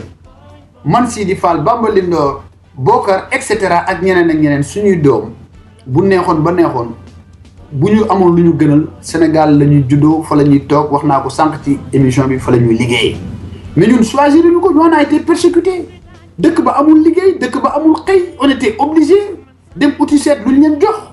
loolu c'est l'échec de nos acteurs politiques ñu ñëw bitim réew suñuy doon juddoo fi dans les consulats et dans les consulats ñu créé fa lu ñuy wax état civil bu sa doom juddoo fii nga dem déclarer ko foofu soo ko déclarer yaakaar nga ne tey sa doom ci réew mi la bokk Sénégal la bokk boo ci nekkee di ci wax te pourtant sa doom ji fii la judd bi mu fi juddoo est-ce que moo choisir juddoo fi moo tax ma doon wax naan Karim Wade n'a pas choisi son père et sa nationalité donc lu am moo am mu juddoo fa mu juddoo bitim réew doomu keneen juddoo bitim réew mais cela ne veut pas dire que da nga war a diriger réew mi yor de nationalité exclusivement sénégalaise amul sens parce que am na ñu nekk Sénégal tey yor nationalité sénégalaise yoruñu nationalité française de yoruñu nationalité américaine mais nationalité sénégalaise la ñu yor mais ñooñu tey ñooy défendre tey la France ñooy défendre les États-Unis ñooy défendre ñeneen ak ñeneen ñooñu la ñu war a waxal ñooñu sont les gens ñoo xam ne ñooy ennemis république bi tey par rapport ak ki nga xam ne man je préfère yor na xëy na nationalité beneen réew tey défendre les intérêts de son pays parce que man loolu laa gëm papay Barack Obama tey jii bu Barack Obama juddoo woon Kenya xëy na sax Barack Obama mënut a doon président Kenya yàlla moo tudd papay Barack Obama bi muy jàng ci États-Unis ba Barack Obama juddu fa américains yi ak seen organisation politique et judiciaire et tout permettent à celui qui est né dans le territoire bénéficier les mêmes droits et les mêmes devoirs qu'un Américain mais loolu dafa neex ci démocratie la bokk moo tax ma ne nañuy éviter di wax ci lu jublu ci problème mu nationalité parce que lii lépp di ko indi mooy lan c'est parce que le gouvernement de Macky Sall n'a pas de bilan à proposer aux Sénégalais ne def naa fi lii def naa fi lële nangam ak nangam à part centre de conférence de 20 milliards bi mu tabax à Diamniadio ci suñu xaalisu trésor public la fi Macky Sall def. Mais est-ce que loolu déjà ci constitution bi par rapport à binationalité pour le truc est-ce que c'était pas déjà à l'époque de Laye Wade moo ko tegoon dans la constitution? Non, xam nga dans la constitution du Sénégal ça a été écrit depuis les indépendances pour être sénégalais, pour être président de la République, il faut être exclusivement de nationalité sénégalaise. Problème bi nekkul foofu bind bi ak jëf bi la ñu war a nit ñi dissocier parce que tey buñ ci nekkee di wax mooy exclure doomu Bokar bi juddoo étranger, exclure doomu Bamba Lindor bi juddoo étranger, exclure doomu Sidi Fall bi juddoo étranger mais suñuy doom ci réew mi lañ bokk. Il faut pas que ñu créer plusieurs Sénégal benn Sénégal moo am yaa ngi dégg ñu juddoo bitim réew ñàkk juddoo bitim réew lan moo am solo lan la ñu mën a réew mi comme tey waxtaan bii ñu créé tey à travers la rajo di waxtaan di sotante xalaat yaa ngi dégg ku ci nekk bu yemee fa nga war a yem defe naa ne du ñu yegg si fii problème bi nag mooy léegi tey man nga baal ma ci fu ma koy tënkee di ko jeexal mooy tout ça Macky Sall moo fi bëgg indi lu amul ci benn dëkk ci àdduna bi wax ji mu jëkkati teg ko xam nga pour lan la c'est pour créer un affrontement entre les ethnies et que avant ngay affrontement boobu di am entre les ethnies day commencer sur la nationalité loolu ñun waruñu ko nangu man loolu laa bëgg a wax mu leer ci bopp nit ñi c'est un faux débat. waaw ñu ngi jéggalu encore ci dog bi ñu lay dog parce que temps bi moo ñu rattrapé donc ñu nekk fii ci MAC rajo MAC fii ci Italie donc di def émission lutte politique ak culture di waxtaan pour xool ci yan yoon la ñuy jaar pour tabax suñu réew donc sans pour autant tarder rek ñu bàyyi Omar Diaw comme mi ngi door a dugg ñu bàyyi ko tuuti xëy na dafa am lu mu ci bëgg a jàngat avant ñuy dem ci Bokar et puis dem ci Bamba pour ñu tëj waxtaan bi Omar Diaw.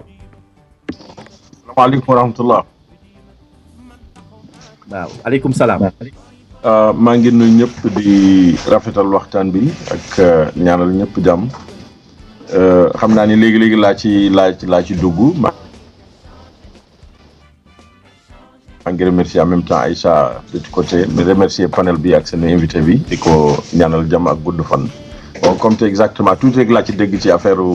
Macky Sall et jaxase réew mi ak loolu je n'ai pas tout compris. Donc je préfère un peu me mettre à côté jusqu'à comprendre exactement li ñu war a wax ba mu ci mën a indi samay kaddu donc di jaajëfal di rafetal rek waxtaan bi merci maa ngi déglu rek ba xam exactement où est-ce qu'on va dans le débat. jërëjëf Omar maa ngi leen di fàttali rek dañuy fi mu toll nii ñi ngi ci toll woon ci problème bi nationalité yi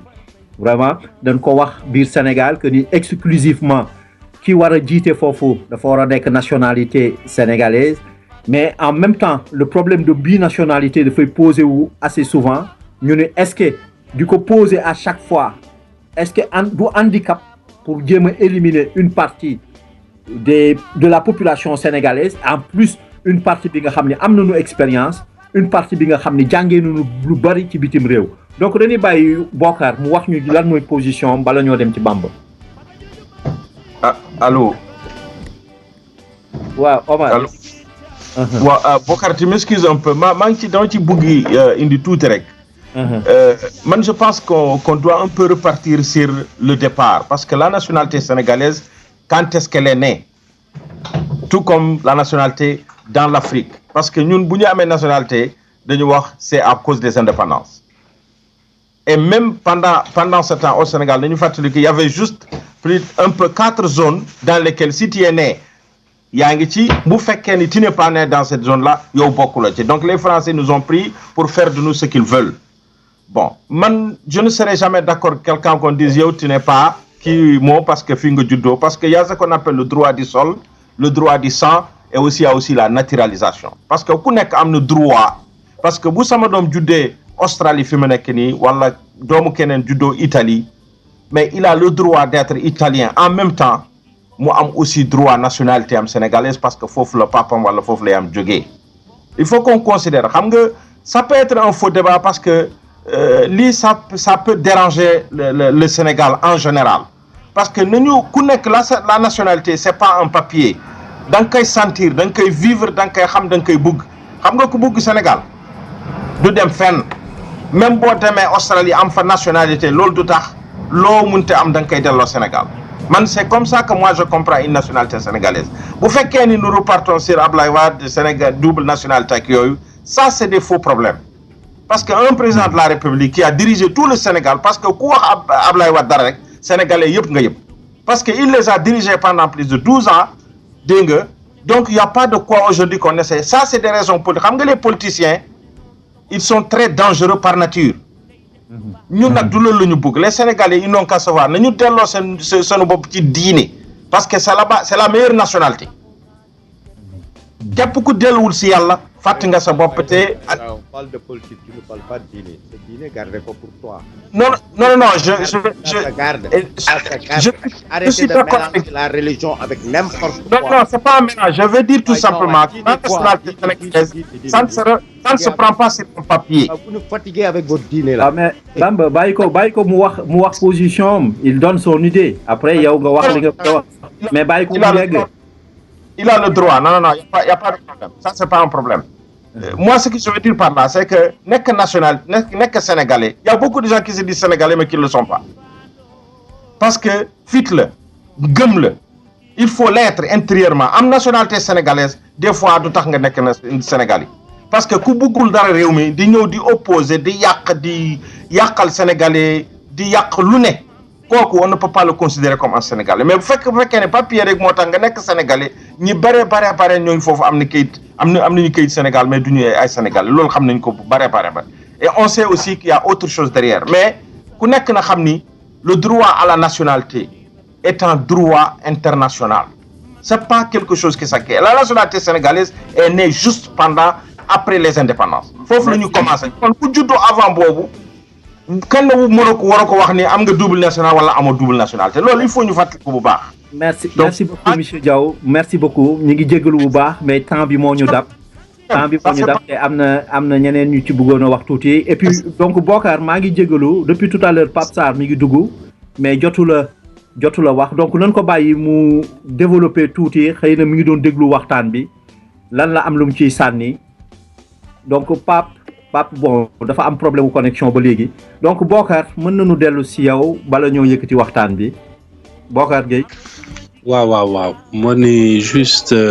man bon affaire nationalité yi damay joxe juste benn exemple mooy États-Unis Arnold Schwarzenegger bi nga xam acteur la woon ñu bari xam nañ ko joué ay film yu bari à l'époque nekk na gouverneur et tout mais bi mu bëggee nekk président États-Unis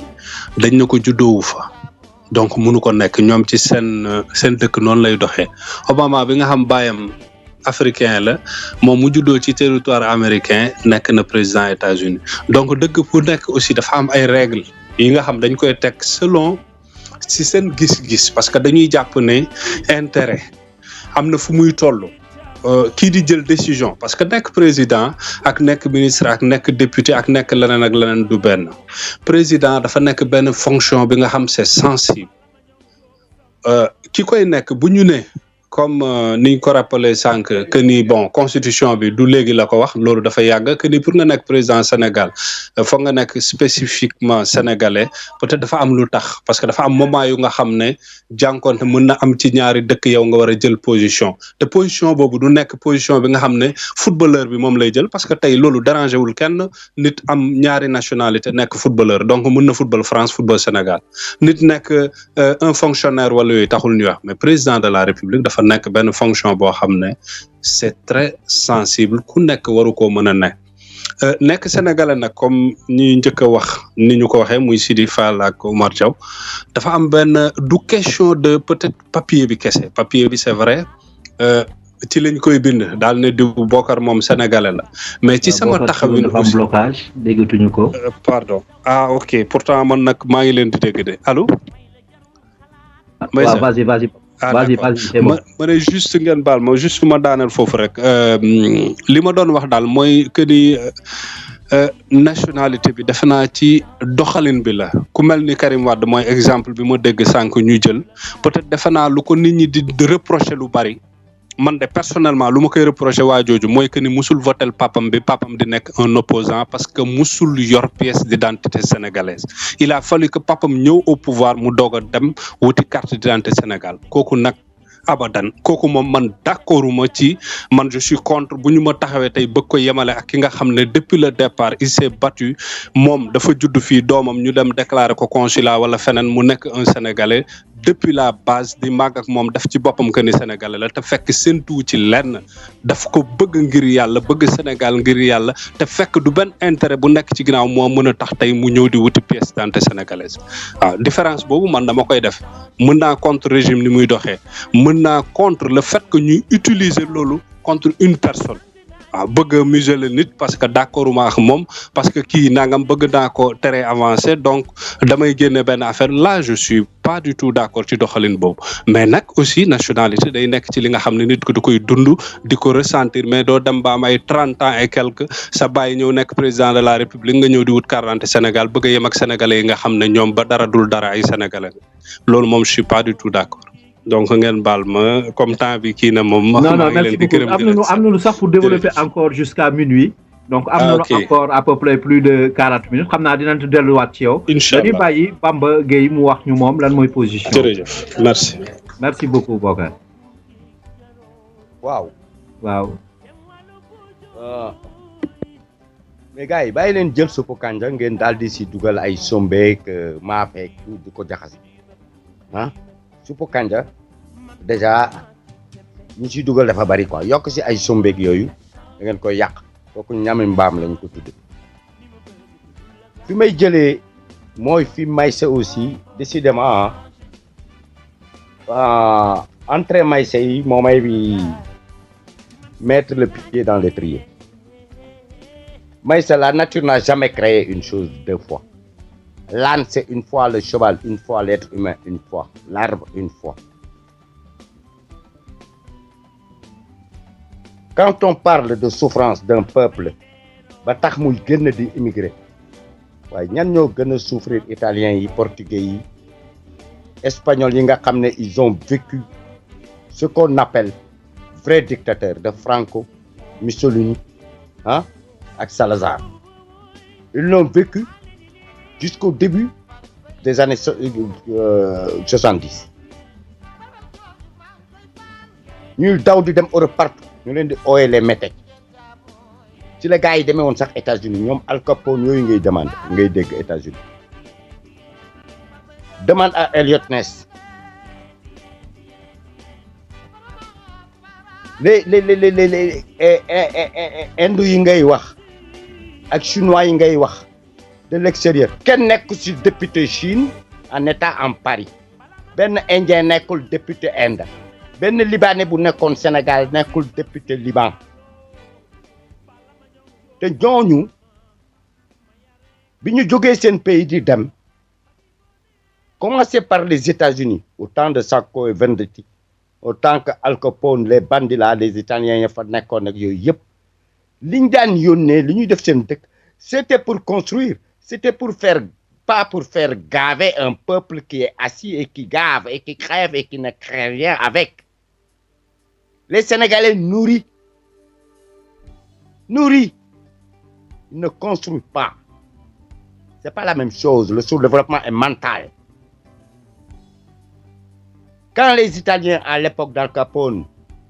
ou bien les Libanais, Liban c'était le pays le plus développé du monde arabe. Et c'est nos grands-pères qui étaient les ânes qui amenaient les thunes contre des billets pour dem Makka. Si nous baillons à l'époque, nous avons dem Makka parce que les Libanais ñoo leen daan jox ay mbuusi xaalis ñu yore ñu fay leen paasu Makka ñu def escale déposer xaalis bi. te ñoom dañ doon construire des outils de production, une force de production. C'est pas des Sidi Fall ak Bokar ak Bamba Gueye ñuy yónnee pour saaku ceeb ak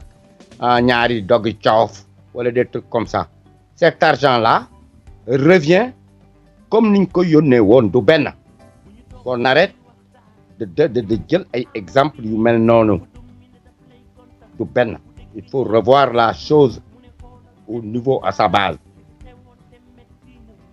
Non, dans les contradictions,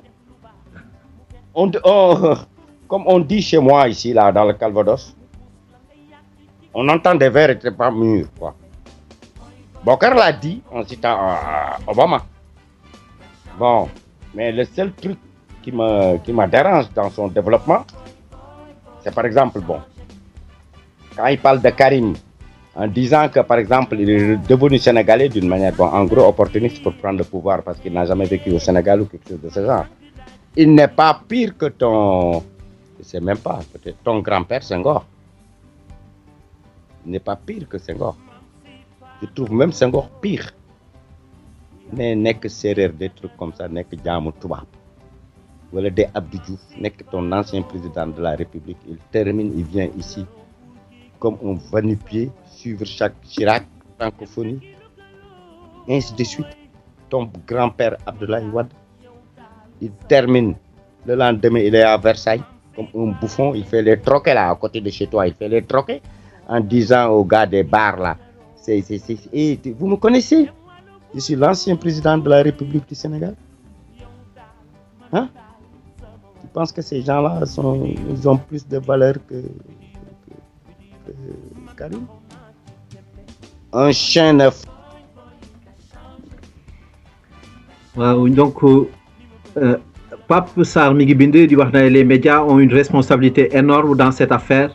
que le PDS et ses amis du Front patriotique ont créé. Bon, bëggoon naa nag Pape Sarr xam naa mën a dugg gën a joxe kiiwam ma leen di fàttali ñu ngi ci rajo Mak FM ci émission culture politique ak culture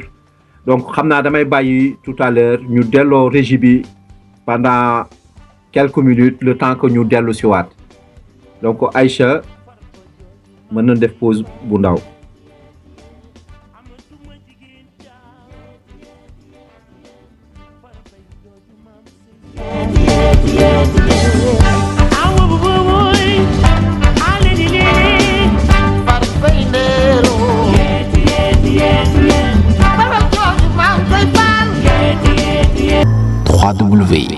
www.macfm.com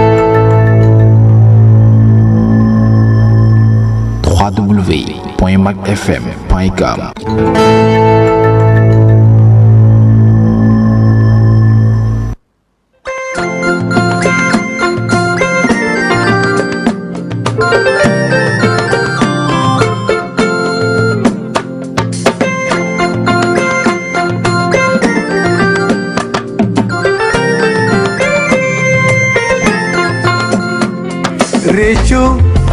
man amul lu may réccu auditeur u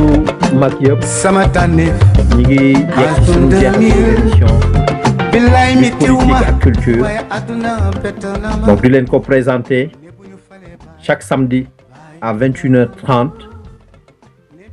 donc ñuy waxtaan ci la culture comme vecteur de nos valeurs di jéem a xool ci yan yoon lan ñu war a taxawee ci jamono bii di dox tey ñu àndoon ci ak sunu ay invité muy Sidi Fall bu MSU France Bokar Gueye bu Sénégal Debout Bamba Gueye Lindor ñoom Pape Sarr ñu invité leen malheureusement jotuñu mën a jokkook ñoom waxtaan bi yëpp donc di ci ànd ak Omar Diaw Kaaw donc di nuyu encore auditeurs yëpp xam naa comme ñi ngi yegg si jeexatalu émission bi ñu bàyyi leen ak xëy na Sidi am na lu ñu bëgg a dolli.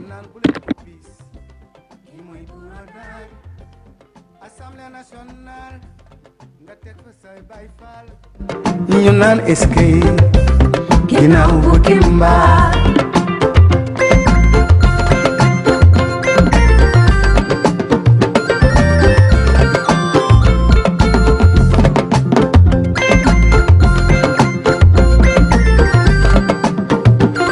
Sidi Fall xëy na dégguñu ma leen di fàttali rek que ni ñi ngi waxtaan. waaw lu tax baay maa leen di dégg réew mi kenn am waaw Sidi Fall comme ñi ngi jeexal nag ñi ngi ci jeexatalu émission bi temps bi ñu desee bareetul xam naa dañ koy jéem a tënk rek. waaw xam nga bàyyi la wax la lan nga jàngat ci waxtaan bi oui mais nga baal ma Maïssa parce que am na suñu benn compatriote bu dugg bind benn message di wax ne les médias ont une grande responsabilité defe naa Pape Sarr la su ma juumul ah. i Pape Sarr. ah. waaw Pape Sarr waaw Pape Sarr nag bon wax nag mooy indi wax man nag suñu compatriote nga waaye ni nga doxalee ànduma ceeg yow parce que boo nee responsabilité bi les médias ont une responsabilité que aussi les amis du PDS et du Front Patriotique tu nous accuses déjà accusé-le et que tubaab dafa ne l'accusation est facile mais la preuve est difficile aussi il faut ñu accepter lu mel noonu te li ma nangul ak yow defe naa dafa mel ni liiruloo le dernier papier du Front Patriotique pour la défense de la République de France bind démb nekk ci net bi ñu tuddee ko Macky Sall aux mains propres Macky Sall monsieur propre aux mains sales dafa am lu muy tekki attaqué wu ma nag man xasuma dañuy waxtaan parce que on est des Sénégalais te nañu waxante dëgg bu dëgg jotee nañ ko wax rek te dee ku dul xat walul kaanamu ran alxuraan na ko wax man d'accord ma ak yow ngay accuser tey le PDS di accuser le Front Patriotique ndax médias yi ngay wax tey jii ñan ñoo wër Macky Sall tey les plus grands médias de la République du Sénégal sont dans le cercle aujourd'hui de Macky Sall plus particulièrement au palais de la République Madiambal Diagne moom ñëpp xamee nañ ko ràññee ko moom moo fi bindoon yàggul le Sénégal a un nouveau leader je trouve cela très grave pour un journaliste chargé d'équilibrer yaa ngi dégg la situation di far gis nga dañ ma jàngal ne ma ay journalistes dans une république dans un pays bu ñu demee ànd ak le pouvoir c'est des traîtres les journalistes musuñu waruñu ànd ak pouvoir dañu war a ànd ak le peuple di wax lu dul dëgg ñu génne ko lii dëgg ñu génne ko faram fàcce ko permettre auditeurs yi permettre ñëpp ñu ku ci nekk di ci jël njëriñam donc man ànduma ak yow ci li nga wax tey jii le Front Patriotique combat bi muy mené y compris le PDS plus particulièrement le président du Front Patriotique maître Abdoulaye Wade dama koy wax te yàlla tax li mu def ci Sénégal gii Macky Sall defu ko yaa ngi dégg Senghor defu ko pendant 20 ans. Sidi maa ngi jégalu pendant 19 ans defu ko. Sidi. oui Sidi ma jégalu tuuti rek comme temps bi permettre. d'accord may jeexal foofu. di ko wax moom Pape Sarr. tey jii ci affaire nationalité bi. mais dañu bëgg a divertir sur des sujets yoo xam ne amul sens amul solo wax naa ko sànq yow Pape Sarr di nga ànd ak sa doom dem Sénégal mu juddoo bitim réew nga naan ko yow doo sénégalais man maay sénégalais je te pose la question est-ce que loolu rafet na d'abord sur le plan éthique et moral dafa ñaaw moo tax ma ni ce débat là nañ ko teggi teg fële c'est un faux débat beneen bi mooy di ñu indil ay Wally Seck di ñu indil d'autres choses alors que l'histoire du pétrole est là gisuñu kenn ku dul président ak rakkam ñoo ko séddoo man maa ngi lay xaar yow nga jël sa plume en tant que patriote nga bind nga wax ci beneen bi ma d'accord léegi yow Pape Sarr parce que gis naa la aussi nga lëkkaloog Souleymane Jules Diop doon demander à rentrer dans son cabinet c'est pas normal am nga position nag jàppale ko mais Souleymane Jules Diop secrétaire d'État yaa ngi dégg n'est pas reconnu dans notre constitution depuis 1986 ma jox la information boobu. Sidi comme on est limité le temps par le temps. waaw maa ngi terminé rek mooy sa nga baal ma parce que dafa amoon dafa ma parce que nga dama ci jeexal. vas-y. permettre ko aussi pour wax xalaatam mais li ma dul nangu des leaders d'opinion que nous sommes dañu war a am responsabilité vis-à-vis du peuple nous devons respecter le peuple gëm naa ne boo d'accordul ci mbir jëlal sa bic ak sa feuille nga bind ko nga faram fàcce ko wax sa xalaat joxe sa position mais d'accord ma tey qu'on monte les uns contre les autres duma ko nangu et je t'invite aujourd'hui à travers le combat que nous menons à être du côté du peuple. Le côté du peuple aujourd'hui ce n'est plus le Front Patriotique mais sauver le peuple aujourd'hui des mains de Macky Sall et de sa famille et de son parti, de son clan. wax ji yëpp loolu la te encore une fois Kaaw ma di la wax nga ko wax ju rafet Kaaw je te félicite je t'encourage Omar Diaw wax nga wax ju rafet parce que tey du ñu nangu ñun suñu doom Maïssa sa doom di dem Sénégal ngay ànd ak moom naan ko yow doo sénégalais man maay sénégalais fu ñu ko teg débat boobu nañ ko jël teg fële amul sens voilà il faut éviter ce qui s'est passé au Rwanda voilà. Voilà, merci beaucoup Sidi. Donc ñu bàyyi Pape Sarr sans trop tarder rek. waaw salaamaaleykum mais c'est assez bizarre tey j'ai du mal vraiment à garder la ligne sur Skype maa ngi jéggalu maa ngi nuyu ñëpp di jéggalu problème yi ma am ba mënuma wax ak yéen wax bu leer waaye juste pour prendre la balle au rebond et aller vite hein. Le débat qu'on dit que c'est un faux débat et qu'on essaie de tout faire pour teg ko ci table ji c'est un débat qui est lié à l'article 28 de notre constitution qui dit que boo amee ñetti nationalité wala ñeent wala fukk yaa xam parce que le Sénégal ne l'interdit pas waaye ku bëgg nekk président suñu réew nga fexe ba bàyyi yeneen nationalité nekk sénégalais exclusivement xanaa loolu c'est cohérent nit mënu ko dégg.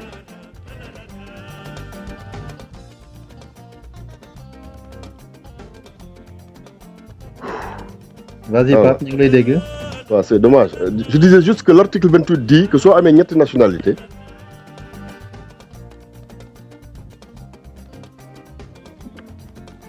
bon Pape dafa am problème mu connexion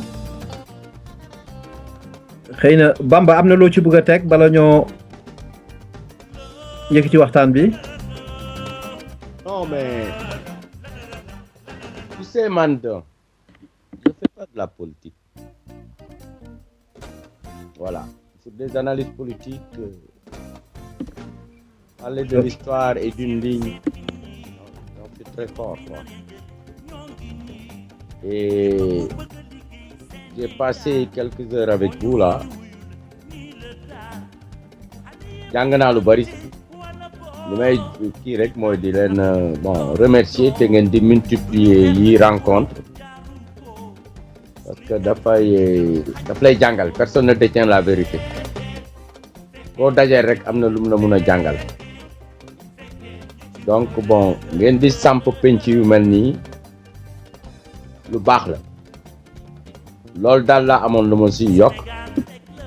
foog naa ne bon intervenir naa 2 ou 3 fois tracé suma ligne wax li may wax quoi. jërëjëf Bamba. ba beneen. jërëjëf donc Omar Diaw. ah allo salaamaaleykum merci maa ngi remercier ñëpp comme li Badji bi waxee kuy wax dañ ciy jàng lu bare mais man ce que je voulais juste qu'on essaie de tous revoir que nous sommes tous pour une même cause c'est la seule cause c'est le développement du Sénégal c'est que le Sénégal jëm kanam loolu ku nekk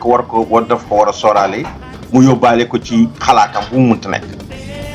qui dirigera qui sera aujourd'hui ou demain ou plus tard le président de la République ou qui va diriger le Sénégal ce que nous voulons c'est que yàlla boole rek ba ñu mun a yóbbu Sénégal fu ñu mun a yóbbu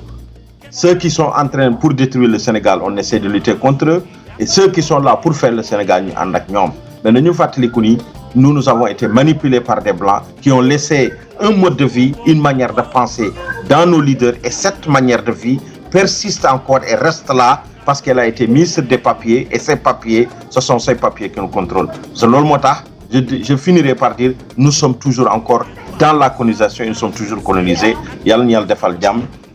nous remercions Mak FM aussi et tout son équipage et nous leur souhaitons un bon suivi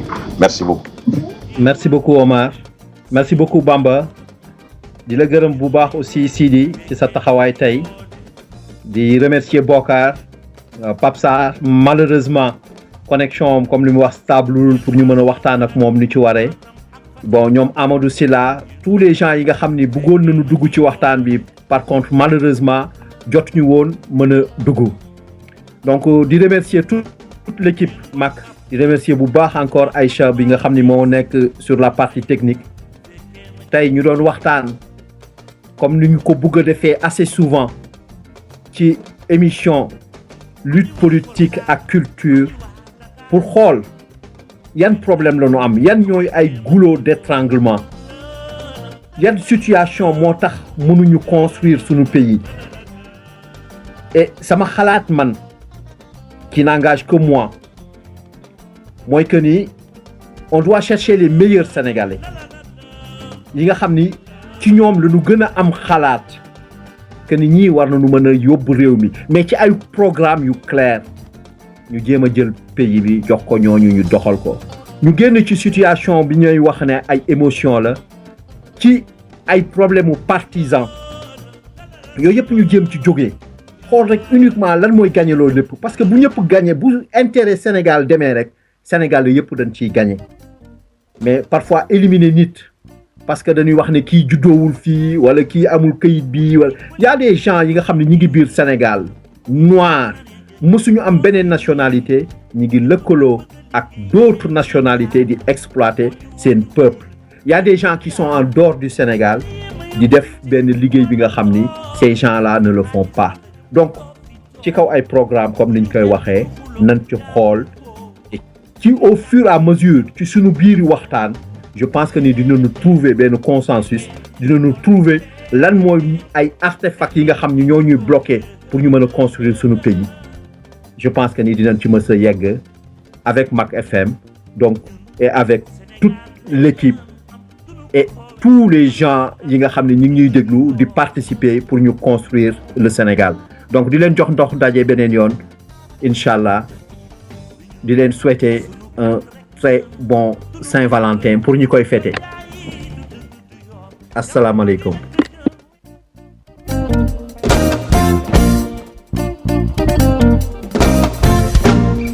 politique politicienne c'est fini ñi ko fi naree jël ñoo ngi nii képp ku bëgg a liggéey Sénégal foo ñu woo ñu wuyul nii la daal xale yee ma yëbbante wala boo bu fi xaalis tax a ñëw doo fi toog du ñu xeex du ñu xuloo jaaru ko suñuy carte la ñuy jël xañ la ko fekkee ñi ci boole